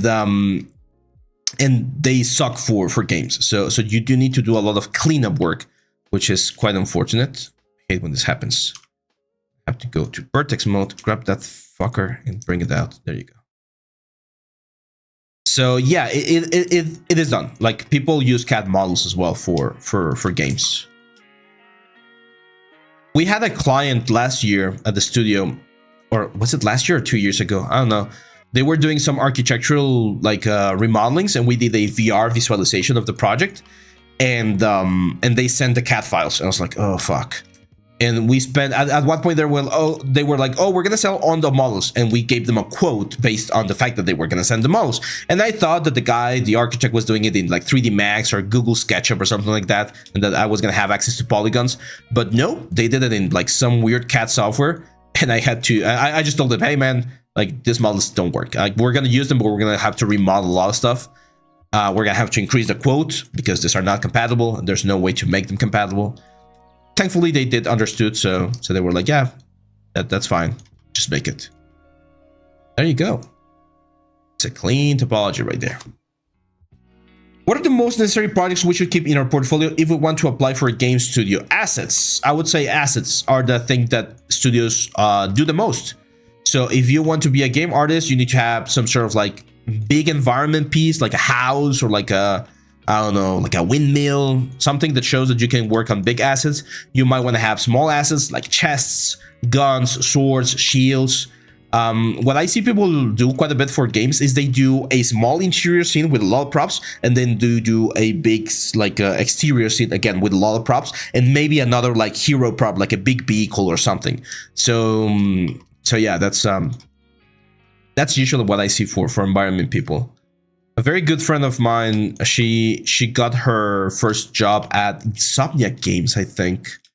Was it Insomniac or was it Sony Santa Monica? I don't remember. And she did that. Like her portfolio were 3 environment pieces, 3 rooms, 1 interior, 1 exterior. I think it was 2 interiors. 1 was realistic, the other one was stylized, and 1 exterior. Nah, Modbox is death, man. There's a couple of workflows that still might use it, but to be honest, like you can do anything that you can do in Modbox, you can do somewhere else. So I wouldn't recommend anyone spending time on Modbox. It has some really nice like displacement and bump workflows where you can paint displacement and paint bump maps. But again, nowadays you can like I would rather learn Mari than Modbox, to be honest. Do I play games? Yes, not a lot these days, because I do have a very busy schedule. Yesterday I was playing with my brother. We played a little bit of Monster Hunter. We're huge fans of Monster Hunter, so we play Monster Hunter Rise.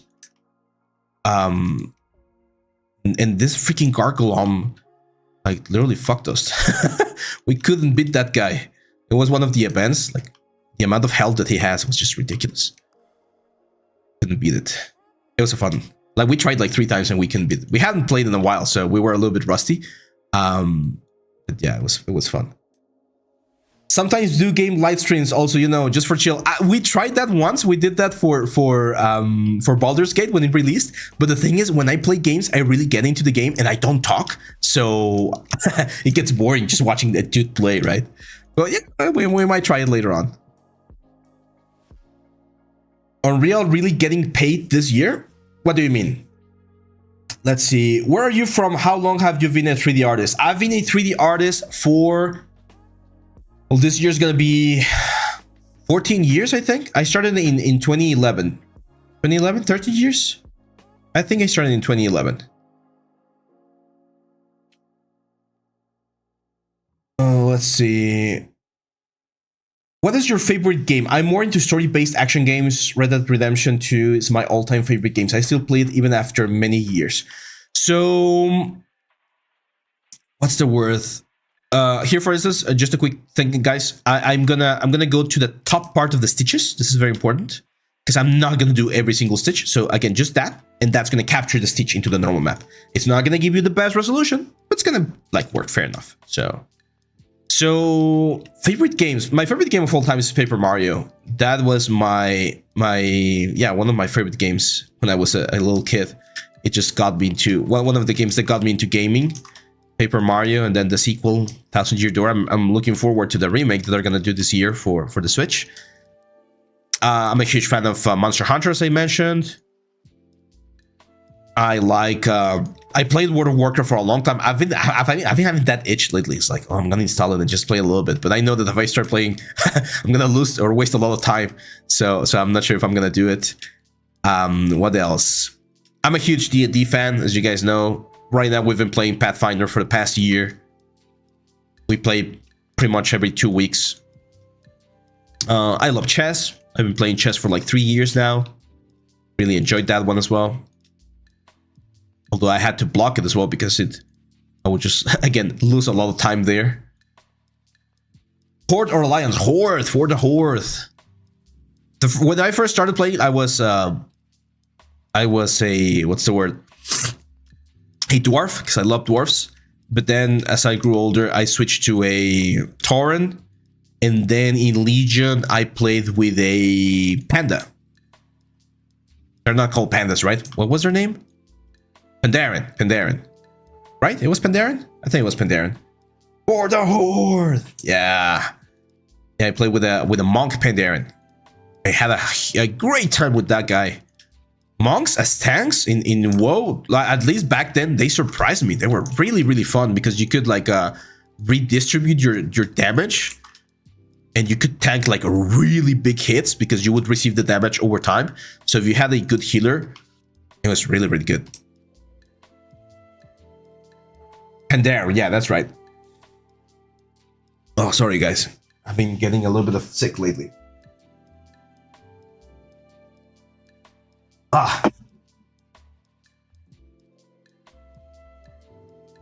Well, Aki, the thing is, a D&D is a game that you make the story. So it's a different kind of game. It's called an RPG, a tabletop RPG. And D&D is a framework of rules. So you learn the rules, the basic rules, and then you put the players into a world that you create or that you can follow. There are worlds that you can follow. And then decisions are made, shit happens, and things get very fun. But you do need a group of people, a group of friends that you feel comfortable just like messing around with, because it's not an organized or like video game. There are games that follow the D&D sort of like rules, like Baldur's Gate. If I would recommend one that really, really captures the feel of D&D, but playing D&D on a table with your friends, it's just a different thing. It's just a different experience. It's not a lecture if you've done sneeze. Yeah, right. No, I don't have the sneezes right now, but I'm just like I don't know what's the word. I was gonna say constipated. That's not constipated. It's like stuffed. I don't know what the word in English is. Just got a lot of snot. Never played TTRPG. Is there any single TTRPG? Again, there's a bunch of them. Some of them are more complicated than others. I've been playing Pathfinder 2 this past year. Pathfinder 2, or second edition, is a variation of course, Pathfinder first edition, which in turn is a variation of D&D third edition, or 3.5 edition. So it's a little bit heavy on the numbers, it's a little bit heavy on the calculations, but it's a very solid system. However, if you just want to play it safe, D&D 5th edition is really good. It's a really good starting point. I switched because of a drama that happened last year with some like licensing and things like that, and in support of like, again, indie developers, I decided to switch to what's the word, to Pathfinder with my crew. I have saw that on Stranger Things. Yeah. So on Stranger Things, they play D&D first edition, which was another type of, well, it's another version of the game. So with each edition that they release, there is a switch in rules. They balance things out. They just make it a little bit easier and more accessible for players. But the thing about TTRPGs is that you need someone called the Game Master, which is the guy that's going to be running the game. It's going to be coming up with the story and the ideas. And that is a sort of, I'm not gonna say a lonely role, because it's very fun, but it's a different, like, it's two games that you're playing. The DM is playing one game and the players are playing another game. The DM is playing the planning and the building game, and the players are rolling with the rules inside of that game. So you need to decide if you want to be a DM or if you want to be a player. If you want to be a player, then you need to find a DM. If you want to be a DM, it's easier to find players. I personally am a DM, so I've been DMing for a long time as well. Now look at these triangles, guys. See how we have a bunch of triangles like here and there, and that's it. Because all of these parts, they're going to be underneath the glass or the metal like elements that we're still missing for this thing. So we don't need to worry too much about geometry there. And again, it's an object that's not going to deform. It's not going to be animated. I mean, it might be animated where he moves the head, right? The thing's going to move as well, but it's not going to deform. It's not going to bend, which is the important bit. And all of this information that we have here in the stitches, all of that's going to be captured. Franco Dross! Thanks for the follow, man. You're helping us get to the goal today. I believe we're really close. Really, really close.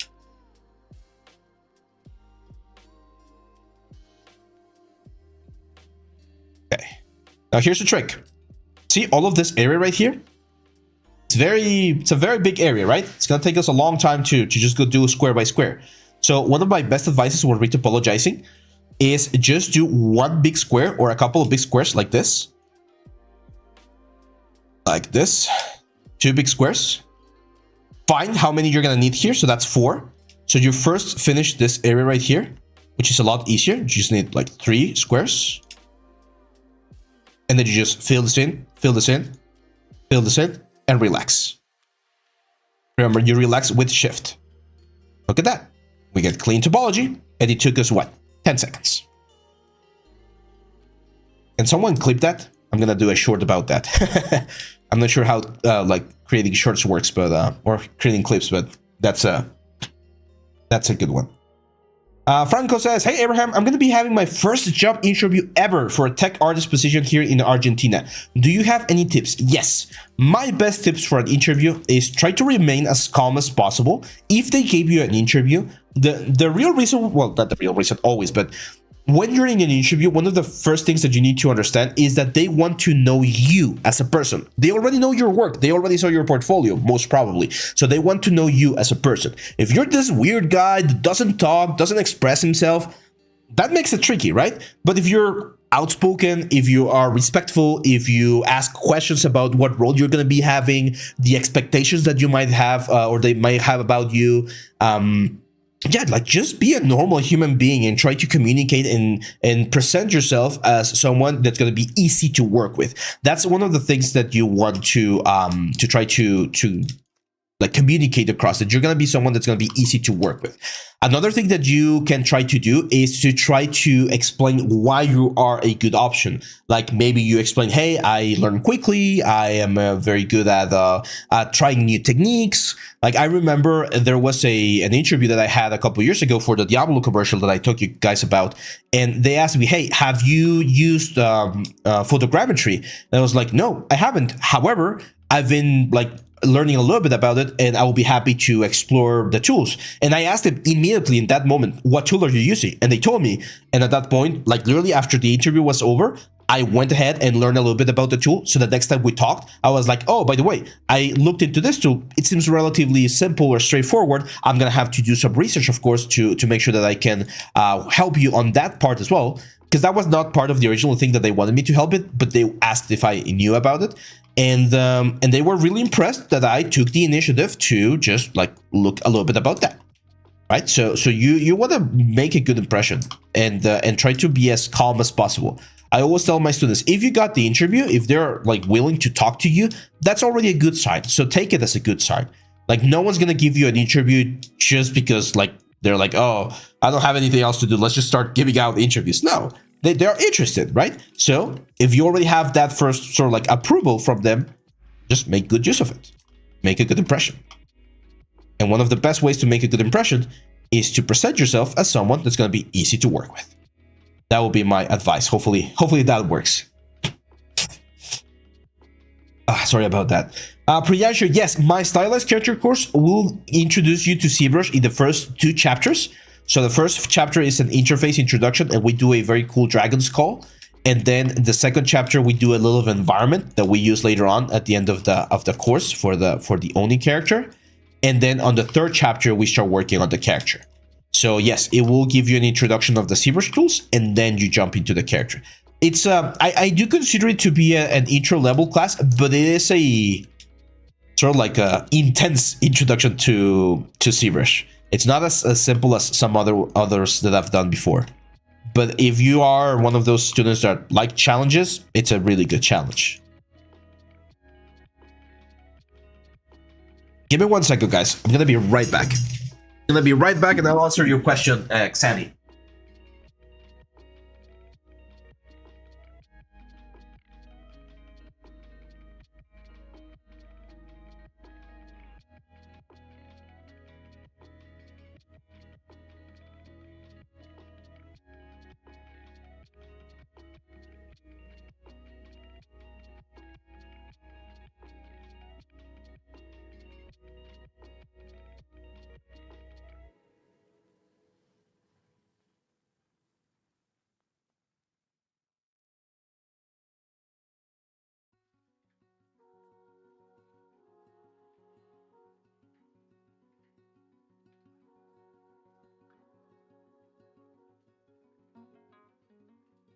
Sorry about that. My nose is completely stuffed, and the more I speak, the more stuffed I get, or it gets.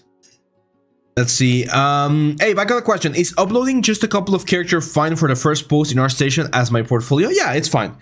I see, portfolio has changed so much throughout the years. When I was a student, ArtStation was just beginning. Like it was like super like newly released. Actually, I remember on my portfolio classes, they didn't recommend you to use ArtStation. They recommended you to create your own website because it looked more formal and it looked like you cared more about your portfolio, stuff like that.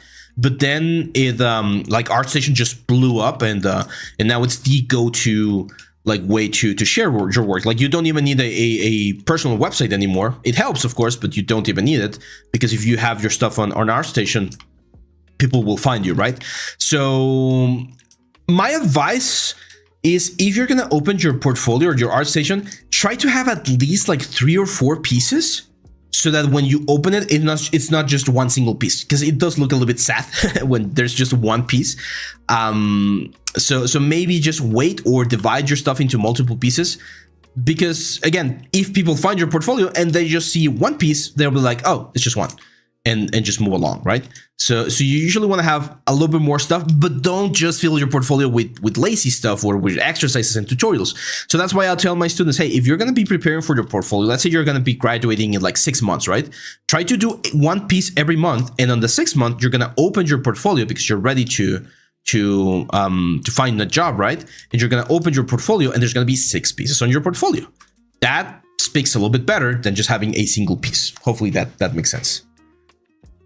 Your table says, hi, I'm a recent graduate. I'm much older than most of the other students. I was just wondering if there's an age limit when joining the industry as a junior artist.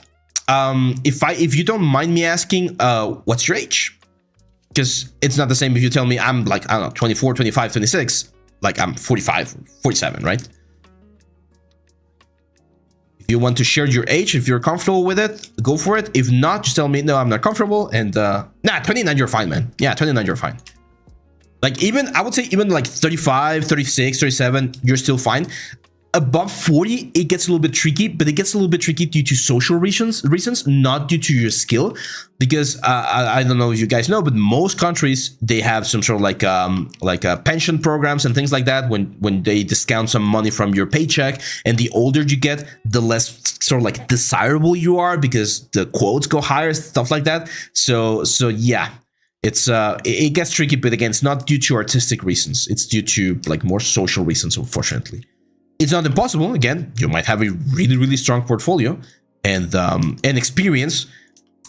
And I assure you guys, there's always going to be a place where they're gonna value your stuff. So don't lose hope in that regards. Another thing that I suggest like frequently to students and to people is like, hey, all of the dream jobs that we heard about, right? Like Blizzard, Riot, Disney, Pixar. Of course, they're great projects. Of course, they're great places to work. Some of them have really good cultures. Some of them might not have the best cultures. But the thing is, there's so many other things to do in the world. Like if you become an artist and you never work at those places, that doesn't mean that you were not a great artist. Like where you work or the projects that you work for do not say or do not make you a great artist or not.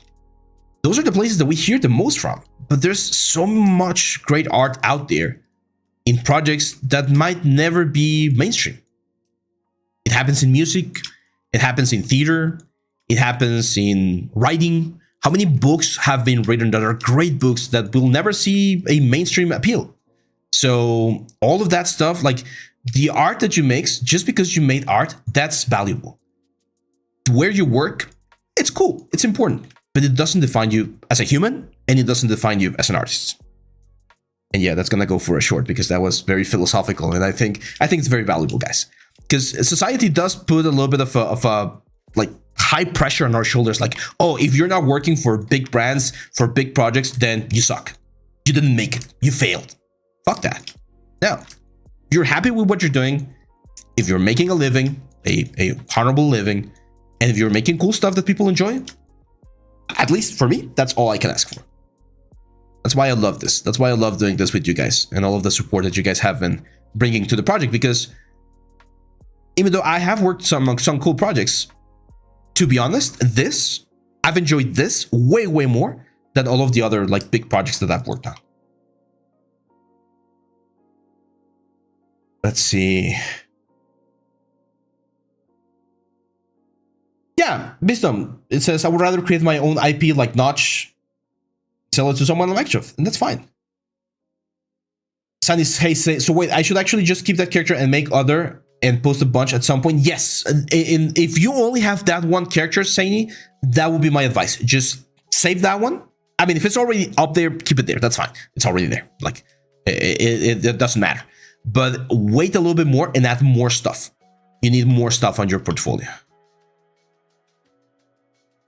Again, my advice for a good portfolio is usually 5 to 7 pieces. 5 to 7 really good pieces. I say this all the time in portfolio review.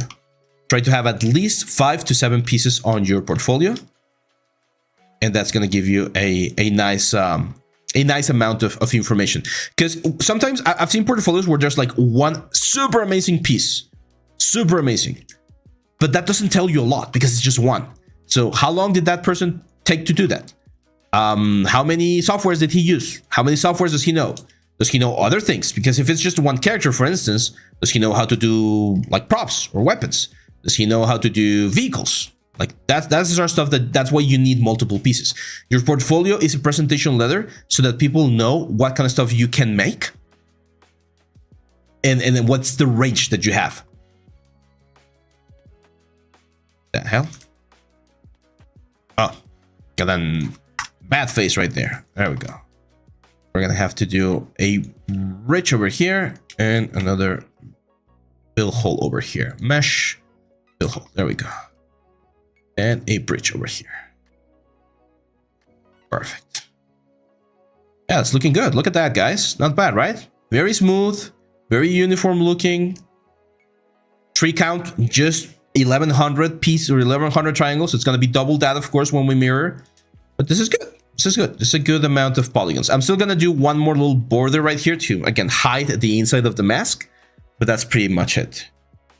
Nice to meet you, man. MG Experad. Nice to meet you as well. Am I retopologizing? Yes, I am retopologizing the Plague Doctor's mask that we've been working on for this past couple of months.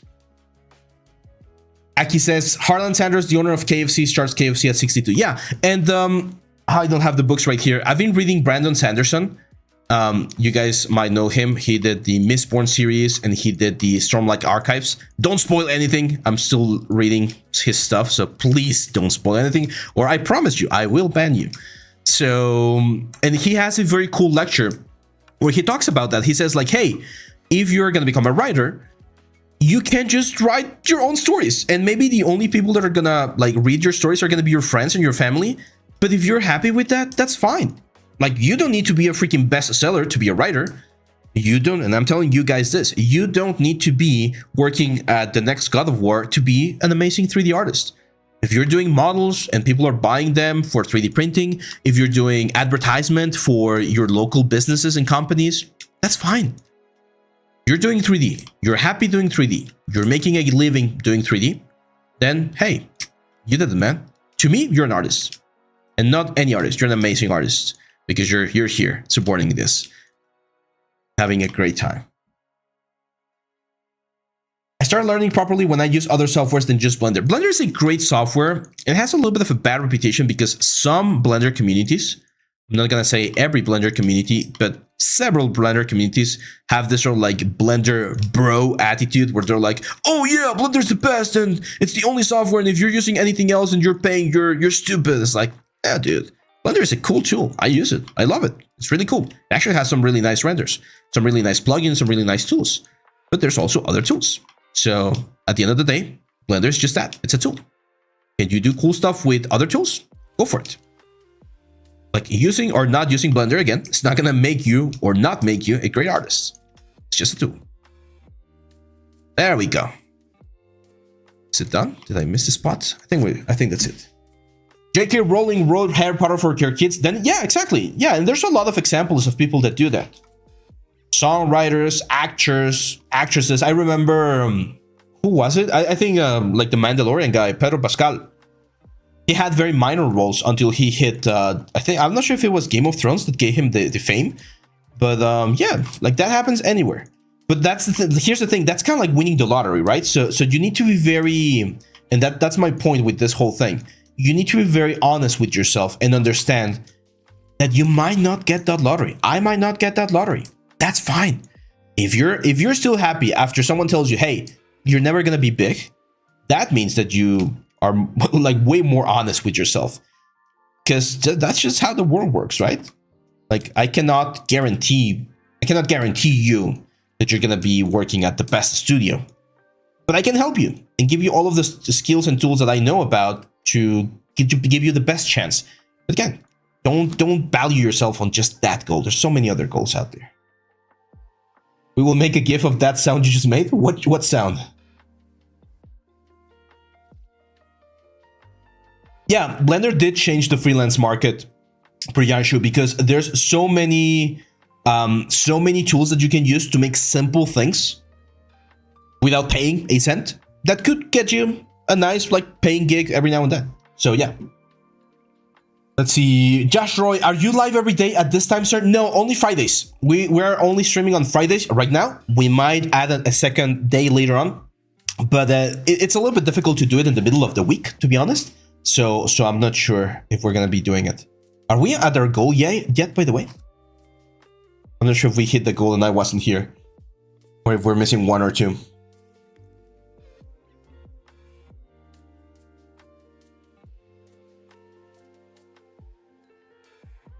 Let's see, Camilo88 says, hello, I don't know if you like anime, but it would be great and very illustrative course of yours with a character of this genre. Thanks for your courses. Yes, I do like it. I don't watch it as much. I like Genshin Impact quite a bit. I play it every now and then. I have it on my phone and on my PC. And I do like the aesthetic of those kind of characters. I am thinking about doing a character in that style. However, I need to find a concept or a concept artist that can get me a concept, because I don't draw. I don't draw in that style. But yeah, I want to like talk about like cell shading and other types of shaders and movements. Like topology and modeling ways, it's pretty much the same thing. It's more about like the materials and the shaders that you need to be careful about. Paras, yes, the reason why we are not going to be like doing this thing right here is because the character that I'm thinking about that's going to be using this mask is never going to take the mask off. So he's always going to be with the mask on. And therefore, we don't need the inside polygons. They just occupy more polygon space and they occupy texture space. So it's not something that we want to have.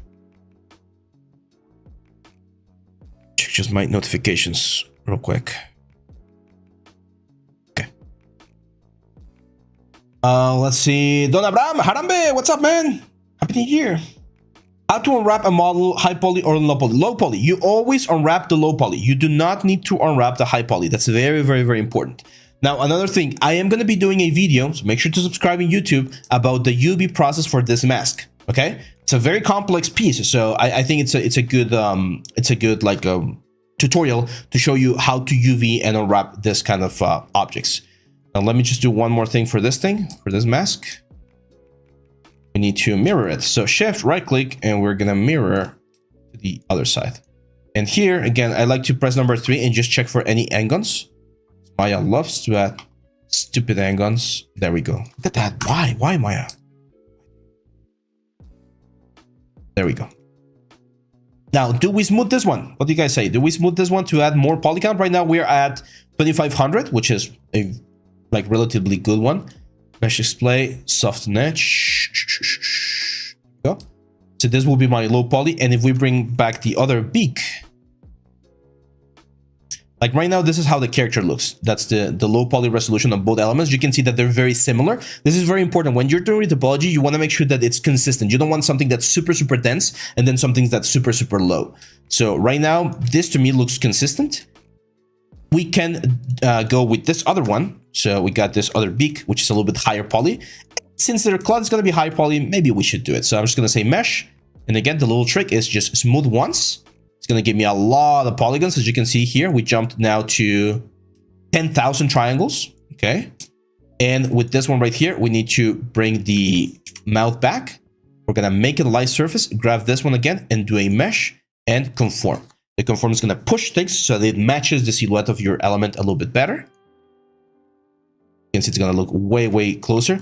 This is what might happen, and I hate when this happens. So what happened here is that it conformed to a point that was not supposed to be there. So you might need to do some manual corrections. It's not that big of a deal. Just like fix a little bit of the surface right there. That's one of the only problems with conform, and it did it because of the stitching. So it didn't find anything in that particular position.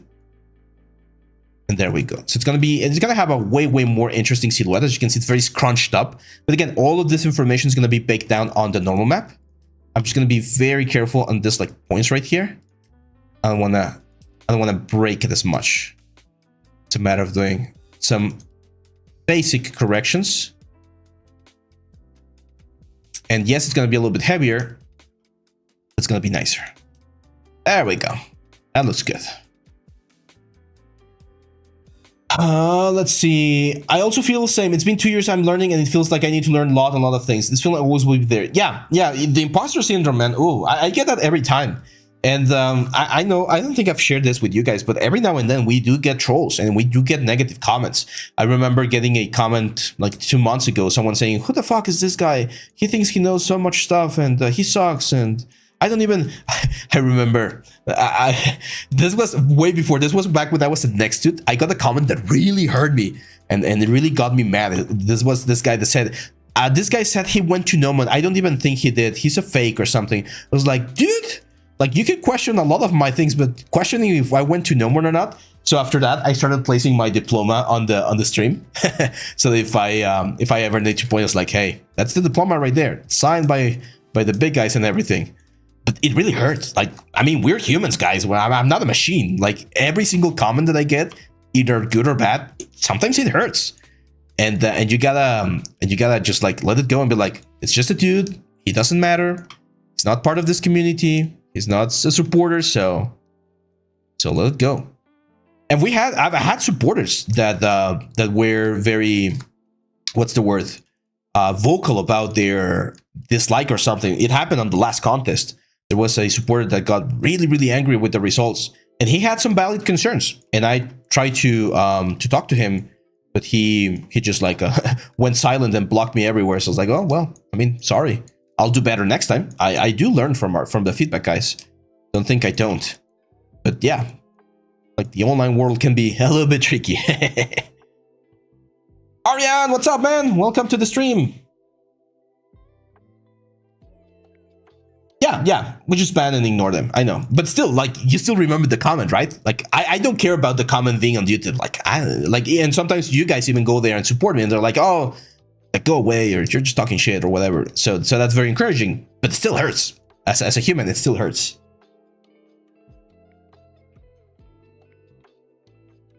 Let's see. Blender UV disappoints me, but I love Blender's notes. They made a revamp now in version 4.0, and it's a little bit better. The Unfold is working a little bit better, so that's nice. Careful here, we got another little problem. Sometimes when you do the smooth, you're gonna notice this sort of things, where you get like a triangle. That means that there was an angle there. Because smoothing does fix the angles. There we go. Oh, okay, so that's 2 out of 4 done. Let's save real quick. Let's go to the next part. Okay, the buckles are easy. And actually, the buckles, technically, we should be able to do just one and duplicate it, because I do believe they're the same. So that should save us a little bit of time. It's gonna be a little bit tricky to make sure that we find the exact same position, but it should be relatively simple. So let's go for this. See you later, JJ. Thanks for being here, man. Really appreciate the support. Okay. So these ones are, again, relatively easy. We have a curve right here. So I'm going to create a little bit of a border to create like the little element right here. Yeah, that's right, Aki. And David told me the same things, like, hey, we're gonna be growing, and there's gonna be some hate, and that's another thing. And I remember Brandon Sanderson talking about that on his lecture. He was talking about how sometimes there will be books, right? There will be content, there will be entertainment pieces, and someone's not gonna like it. It might be critically acclaimed, but if you watch and see and you're like, this is bullshit, that's fine. That's your opinion. If you don't like it, you're completely allowed to not like something. So I know my teaching style, my boys, my, I don't know, lectures, like some people might not like them, and that's fine. I don't mind. There's so many instructors out there. Some of them are really talented, and it's fine if you find certain instructors that you don't like. But we tend to think that everyone should think exactly like we do. That's where the toxicity comes into play, I would say. But yeah, it's nah, I'm a decent person. Like, everyone has shit, right? Like, I can get very angry. I'm very impatient sometimes. I'm a little bit disorganized. Well, not a little bit, quite a bit disorganized. So we all have things that we're working on. But yeah, I do tend to, at least on my professional like facet, I try to be as ethically and morally correct as possible. Yeah, it's just, I don't know, jealousy, trolls. It can be a lot of things. I don't give it too much thought, to be honest. But as I was mentioning, when you read them, it just, you feel like a sting, and you need to like quickly forget about it. There's another streamer that I really like, Gotham Chess. You guys know him if you play chess. And he talks about that. It's like he even does this thing called the pin of shame. So if he gets like a bad comment or like a troll comment on his channel, he'll just pin that comment to the top, and everyone makes fun of the guy. I find that a little bit like I wouldn't do that, to be honest, but it is funny. He's like, yeah, like people are gonna talk shit about you, so might as well just have fun. I don't remember when I saw that or who said that. It's like, hey, like in like 100 years or like 300 years, no one's gonna remember you, so it doesn't really matter at the end of the day. Just have fun. Have fun, enjoy life, do what you want. That's it. If by magic I become famous, Abe, you will be the first person I would like to invite for a podcast for sure. Thanks, man. I really appreciate it.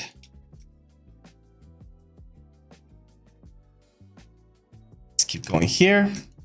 It's just a nice little loop around the border, mainly so that we get the soft effect. And again, this is where when you're working on a game or on a studio, you will get something called a triangle budget. So it will tell you, hey, this asset, it needs to be between this and this many triangles, because that's like roughly what we're allocating for the performance, right, of the element. So since I don't have that right now, like I can just go crazy.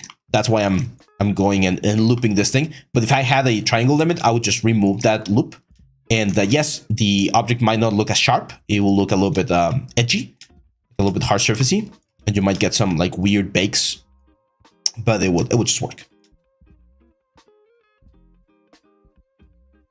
No, I haven't gotten any student that gets angry from feedback. That hasn't happened. It's more like when I upload a video, I don't know, Like I think when I uploaded the hair video for Blender, there was someone that was like, "Oh, this sucks. Like you're not even explaining things properly." I was like, "Hey, I mean, if you don't think I'm explaining things properly, that's fine. I'll take your feedback.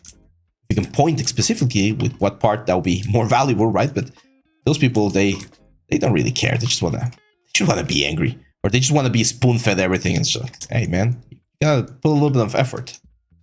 Not everything is free. There we go. So let's grab this right here. Go front view. I grab the vertex again. R. Let's turn off live surface.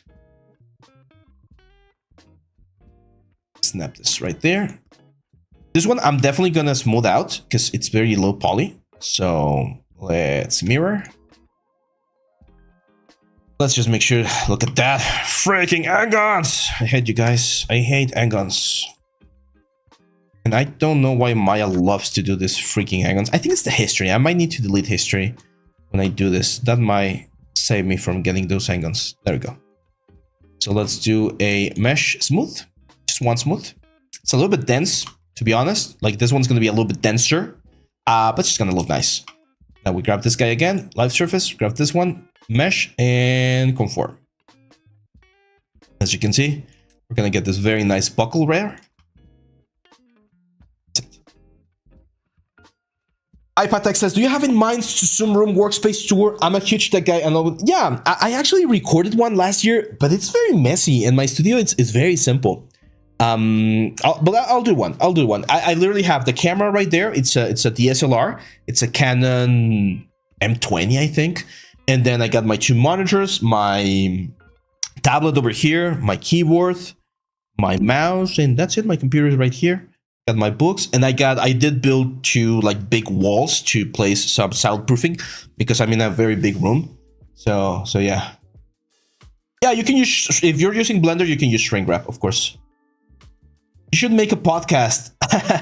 Yeah, we thought about that, but it's we're in a position right now, Aki, that we need to be very smart, or I need to be very smart about where I allocate my time, right? So I have a limited amount of time, as we all do.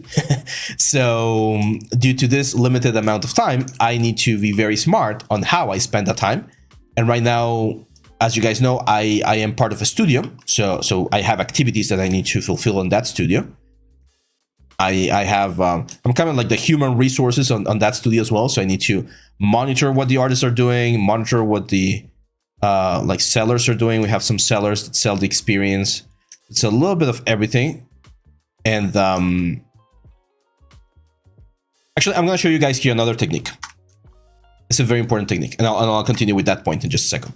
So since I know that I'm going to be baking this buckle right here, what I can do is I can literally delete these other two buckles and just bake one buckle. It's going to save me texture space because it's just going to be like a gold texture, like a metal texture. And then once it's baked, I'll just duplicate it and place it where it's supposed to be. Now, another thing that is important here to do is, since I don't want this buckle to be affected by anything else, I'm going to push it, center the pivot, I'm going to push it to the side. Or in this case, let's push it up so that we can have some symmetry. So later on, when we have all of the elements, this buckle is going to be baked like up here, right? And everything else is going to be baked in other places. And then we're going to assemble everything back. Again, that makes things just a little bit easier to bake. That's called the exploded bake. Sometimes people refer to that as the exploded bake. And it's going to save us texture spaces again, because instead of having 3 separate texture spaces for buckles, it's just going to be one buckle that we duplicate, rotate, and just move around. Would you ever make a course on sculpting anime characters? Yes. As I mentioned before, Solid Mango, that's one of the ideas, to do a stylized, again, kind of like Genshin Impact sort of stuff. Do the sculpting of the character, the topology, and then the textures and the shaders. Because again, for those guys, the most important thing is the shaders. Prejudice. What about 3D printing business of super realistic model? That's a. Well, do you mean a course? There's also going to be a course on 3D printing as well. We might need to. Again, this has to do with what I was just mentioning. I need to be very smart on how I use my time. So my time right now is I need to make the shorts to get exposure and get people to know about the channel. I need to do the YouTube channel. We need to do this streams, and we need to do the premium courses, which is the main revenue source to keep this project going. Moose Korean says, hey, just a recommendation. You would do great with a podcast to talk about the challenges you have faced throughout the years in the 3D world and also successes.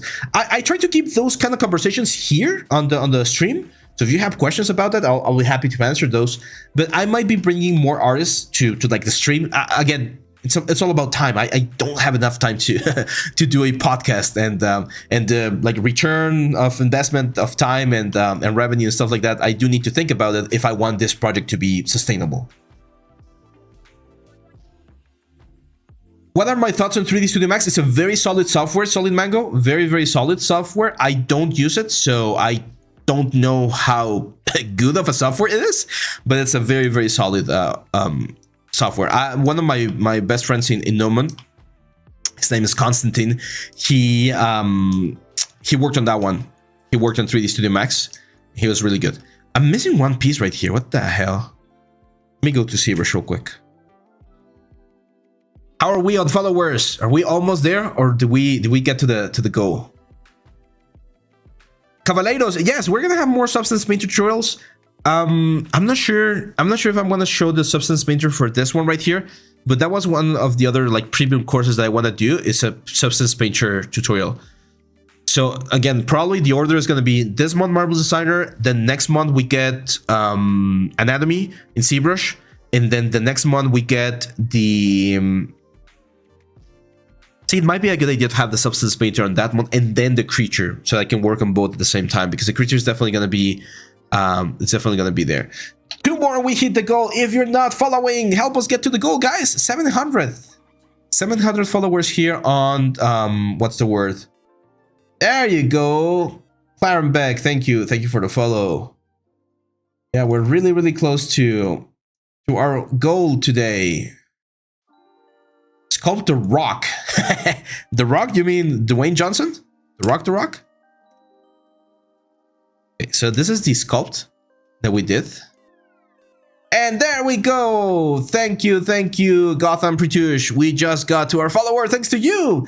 700 followers here on Twitch, guys. Plus all of you guys watching on the YouTube as well. We're multi-streaming. There you go. Okay, so this is the little piece that we were missing. So I'm just gonna very quickly clone it. Oh, it was masked. Okay, that's why it like fucked up. Okay, so I'm just gonna like unmask it. I'm gonna go C plugin, Decimation Master, and we're gonna pre-process that one. Thanks guys for the support. Thank you so much. Would be great to have a list for the upcoming courses on the Discord. Yeah, I've been trying to find a way to have like a progress bar so that you guys can see like how things are approaching. But yeah, that's the at least the 2 next ones. I'm sure it's Marbles Designer and then it's Anatomy for ZBrush. So yeah, that one's definitely coming. And we need to decide on the next one after that. That's where someone suggested like the Patreon, because in Patreon you could do boats and things like that. But I don't wanna ask you guys to donate like monthly. Feels like weird. Let's call this mask backplate. I think the because we're gonna be using a platform for the courses, and I do believe that platform has an app, so you can watch the courses on the app as well. Again, that's the thing that I need to decide like this weekend. That's like I need to figure it out now. Just so yeah, I mean, we did a poll a couple of weeks ago or last month, and like 90% of people watched the premium courses on their desktop. Only like 10% watched there on their like devices, like an iPad or something, like a phone. So that's why I'm a little bit hesitant on doing that, on focusing too much on that rather. Here's the trick. I'm gonna divide this bolt right here. So I'm gonna grab all of those faces and then mesh tools. Sorry, edit mesh, and we're gonna extract.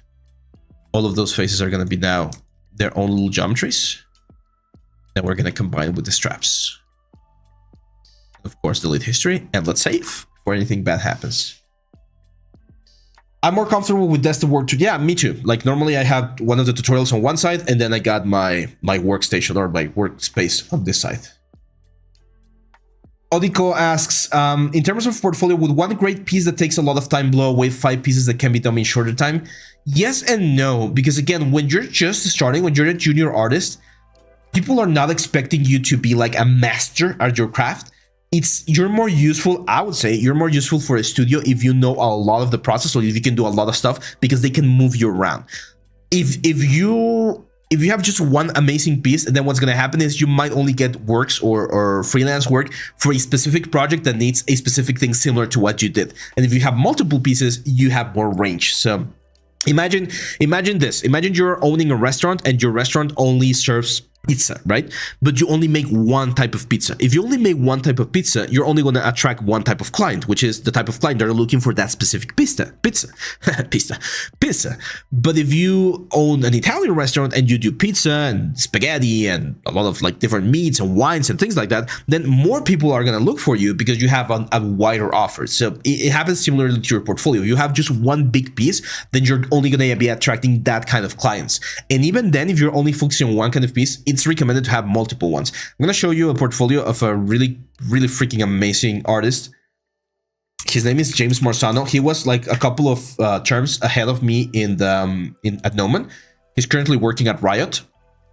Hopefully he does have some not safe for work stuff, but he started working on collectibles. So he did collectibles for DC, and when he graduated, he only had 3 pieces, if I'm not mistaken. I think he had like this Catwoman, and there was like a gargoyle thing that he had. Like, it was just a couple of pieces, but it was like really like 3 or 4 really well done pieces, and that's how he got his first like couple of jobs. So yeah. Yes, Priya, when we launch the YouTube or the website, there's going to be a big video on YouTube. We might even do a stream or something. Are you going to teach both male and female anatomy in your upcoming course? Yes, we'll be teaching. It's going to be more of a theory course, so I'm still not sure if I'm going to do like a character or if I'm just going to teach like the main things about anatomy. Again, that's still, I need to focus on finishing the course that I'm working on right now before I can think about the next course. But yes, we'll definitely have some way of explaining the differences between anatomies. Okay, now this is another thing right here. This piece right here is a very sort of rectangular looking piece, and technically we can do a manual retopology, but we could also do an automatic retopology with this sort of elements, because I feel like we might get a nice result. So I'm actually gonna again split or extract these straps from the bolts. Oh, I think Maya is gonna crash. Because we could also do it over here, to be honest. Actually, let's do it in ZBrush. I'm pretty sure Maya is gonna crash. So let's go to this one. And if we go to the straps, you guys are gonna see that the straps, again, they're fairly simple, right? Like the silhouette doesn't change. It's a very straight effect. So one thing that we can do is just Series Mesh. Like, there's absolutely nothing wrong with Series Mesh, especially static things like this. So I'm just gonna go to Geometry, Series Mesh, and well, let's clone this. I always like to work on clones so I don't affect the original. And in this one, let's just Series Mesh. Let's see what we get. Do studios still prioritize hiring 3D modelers when they already have a humongous library of assets? Yes, because even though there's a humongous library of assets, there will be certain projects where there's no specific asset that you need. Like, we literally just had that happen on the studio. We had to do a stylized project, and the characters that we were doing, they're a very famous IP here in Mexico. I don't think I can share it yet which one it is, but it was a very famous IP, and we had to stylize everything. So even though they were like common objects, like a piano, like an office, like a chair, like desks and things like that, they were just not working. So it was easier for us to just make it. Okay. Oh, okay, let's. I mean, this works, but we definitely need to make it way less. You can see that it's trying to keep a lot of the elements together. So I'm just gonna half and Series Mesh again. And again, the total points here, if you multiply by 2, that's the amount of triangles. So we're just gonna go again.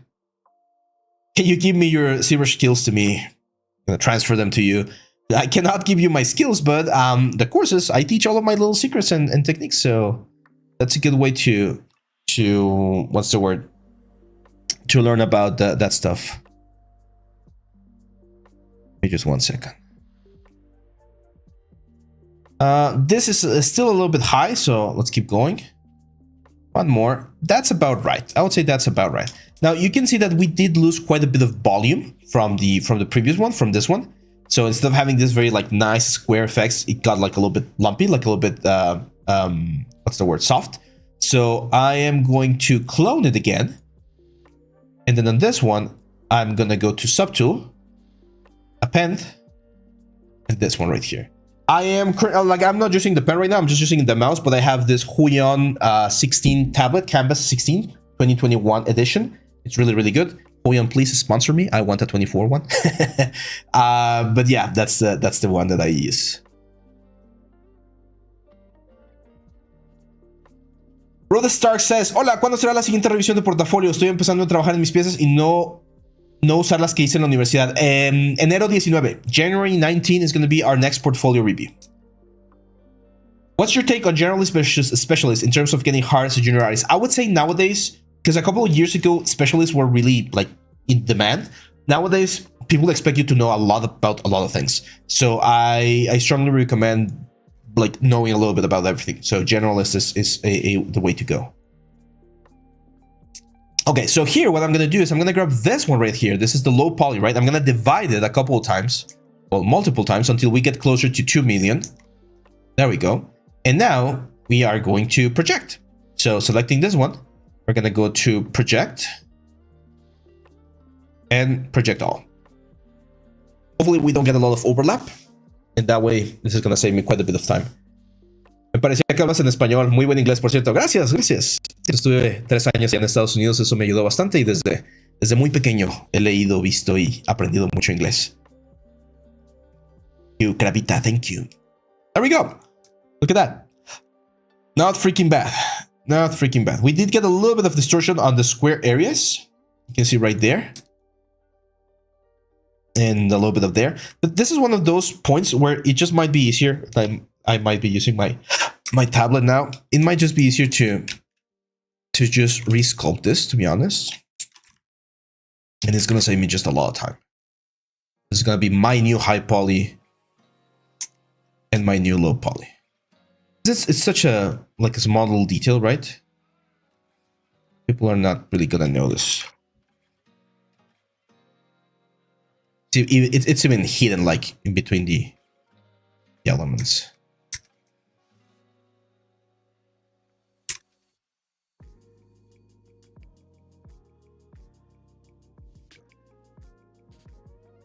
Oh, that kind of sounds like Persona, the music.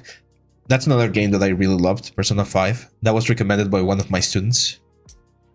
Like, oh, teacher, you should play this one if you like RPGs. And yeah, that's a weird game because it's an RPG, of course, but it also has a lot of story. Evil Fry, thank you for the sub gift, man. Really appreciate it. Thank you very much. Really helps the channel. The lucky one was, there's no music on stream? What do you mean there's no music on the stream?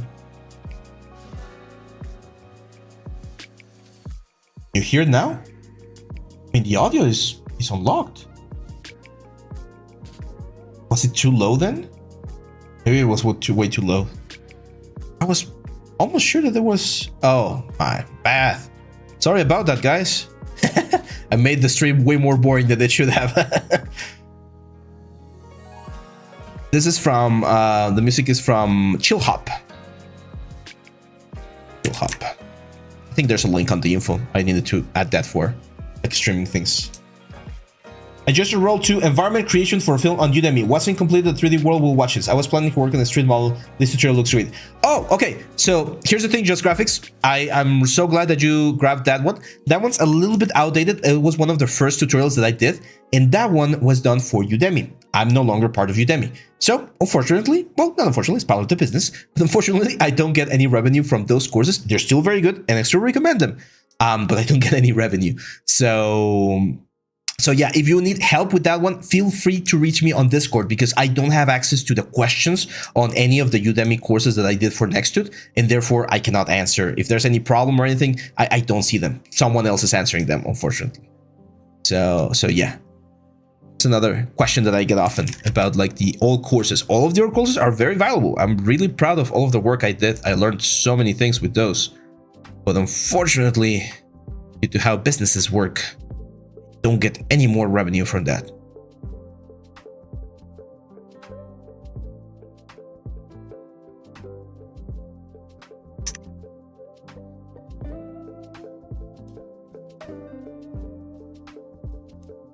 Yeah. I mean, I used to reply, but I left Nextdoor 6 months ago on June last year. So if you've gotten answers since then, it's probably one of the other instructors, which are very good. Who is it?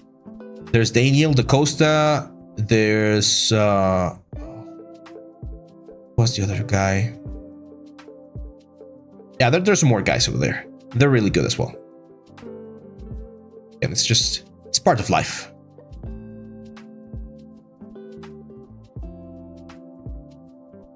Your courses are amazing, says Odiko. I've learned so much. Definitely recommend them to everyone I know. Thank you.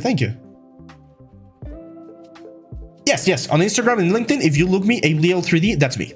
And I answer personally. So yeah. Es parte de crecer, Timmy.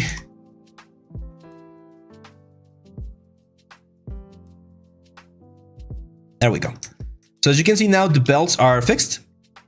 And the cool thing is, if we go to the low subdivision, this is it. This is my low subdivision. I already have the low subdivision. I don't need to do any more like retopology or anything. So I did save myself quite a bit of time. Why didn't I use this technique with all of the other pieces? Because they were multiple pieces. This is a single piece. It's a little bit easier to do it this way.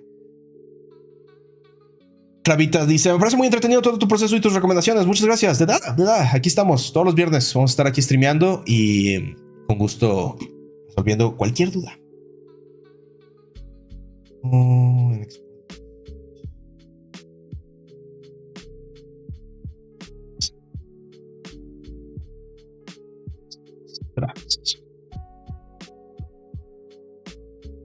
So we're going to export this as the low poly, and then we're going to go to the high subdivision, clone it again.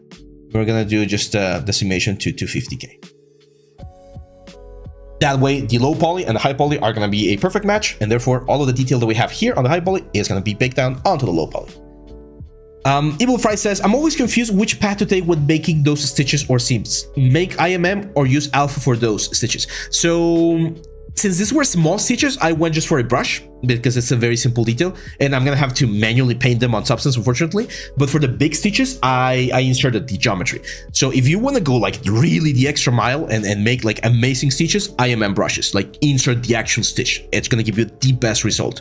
If you just don't care about that, you can even just do the textures inside of substance, and that's gonna be fine as well. Export this now.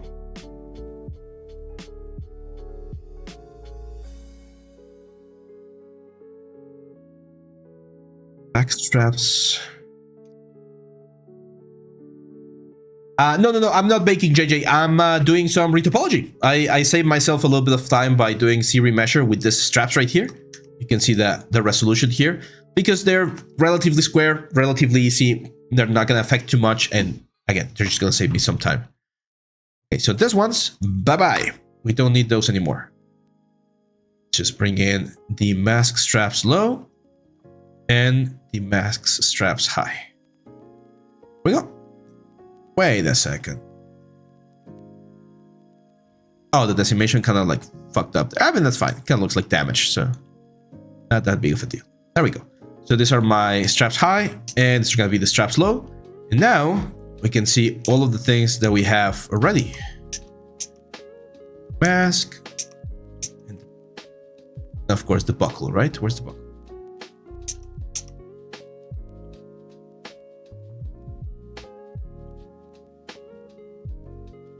There we go. So yeah, that's it, guys. I think we're gonna stop the stream right now because I got some stuff to take care of. But it was a good stream. I think we had a lot of fun, and I was able to to move along and finish all of these things right here. Look at this. So we got the buckle, we got this. I'm just missing the back plate, and this is gonna be good to go. So I'm gonna finish the buckle or the back part of the head in the next couple of hours, and I'm gonna record a video about the UV process and the baking process because I know that's a question that you guys have been asking for. Okay, so yeah, that's pretty much it. Let's just answer a couple more questions before we close the stream. We got a Dreamer here asking, Abel, it's Abe, without the L. Abel is another name, but don't worry. Do you think Blender is taking over and bye-bye Maya in some years? No. Maya is never going to go away. Maya is still going to be great software because there's a lot of support and there's a lot of pipelines that have been built around it. There's a lot of tools that have been built around it. So it's not going to go away. But what's going to happen is there's going to be more and more indie productions and indie artists that are going to be using Blender and producing really, really cool stuff. So it just opens the possibility. It just makes the market a little bit more accessible, which is the same thing that did Maya. Like Maya did this back in the early 2000s, because back in the 90s, if you wanted to do 3D, you had to work for one of the big companies. The softwares were not really readily available. So Maya was one of the first big players that came into the scene and allowed people to start creating stuff. Now Blender is doing the same thing, but with the free tag attached to it, which is really good. So Maya is not gonna go away. So yeah, that's it, guys. Thank you very much. Thank you very much for the stream. Thank you very much for being here. The stream is going to be available here in Twitch and in YouTube as well. That's another thing. I'm not sure if we're going to be re-uploading the stream or whatever, but it's going to be there. So if you missed one part of the stream, just come back a little bit later today. And if you go to the stream sections in YouTube, not the video sections, the stream sections, you're going to find the full stream available for you there to go over all of the things that we talked about, the retopology tricks that we shared, and all this stuff. I think we got a couple of cool shorts that you're also going to be seeing around in a couple of days. So yeah, that's it, my friends. Thank you very much. Have a great weekend, and I'll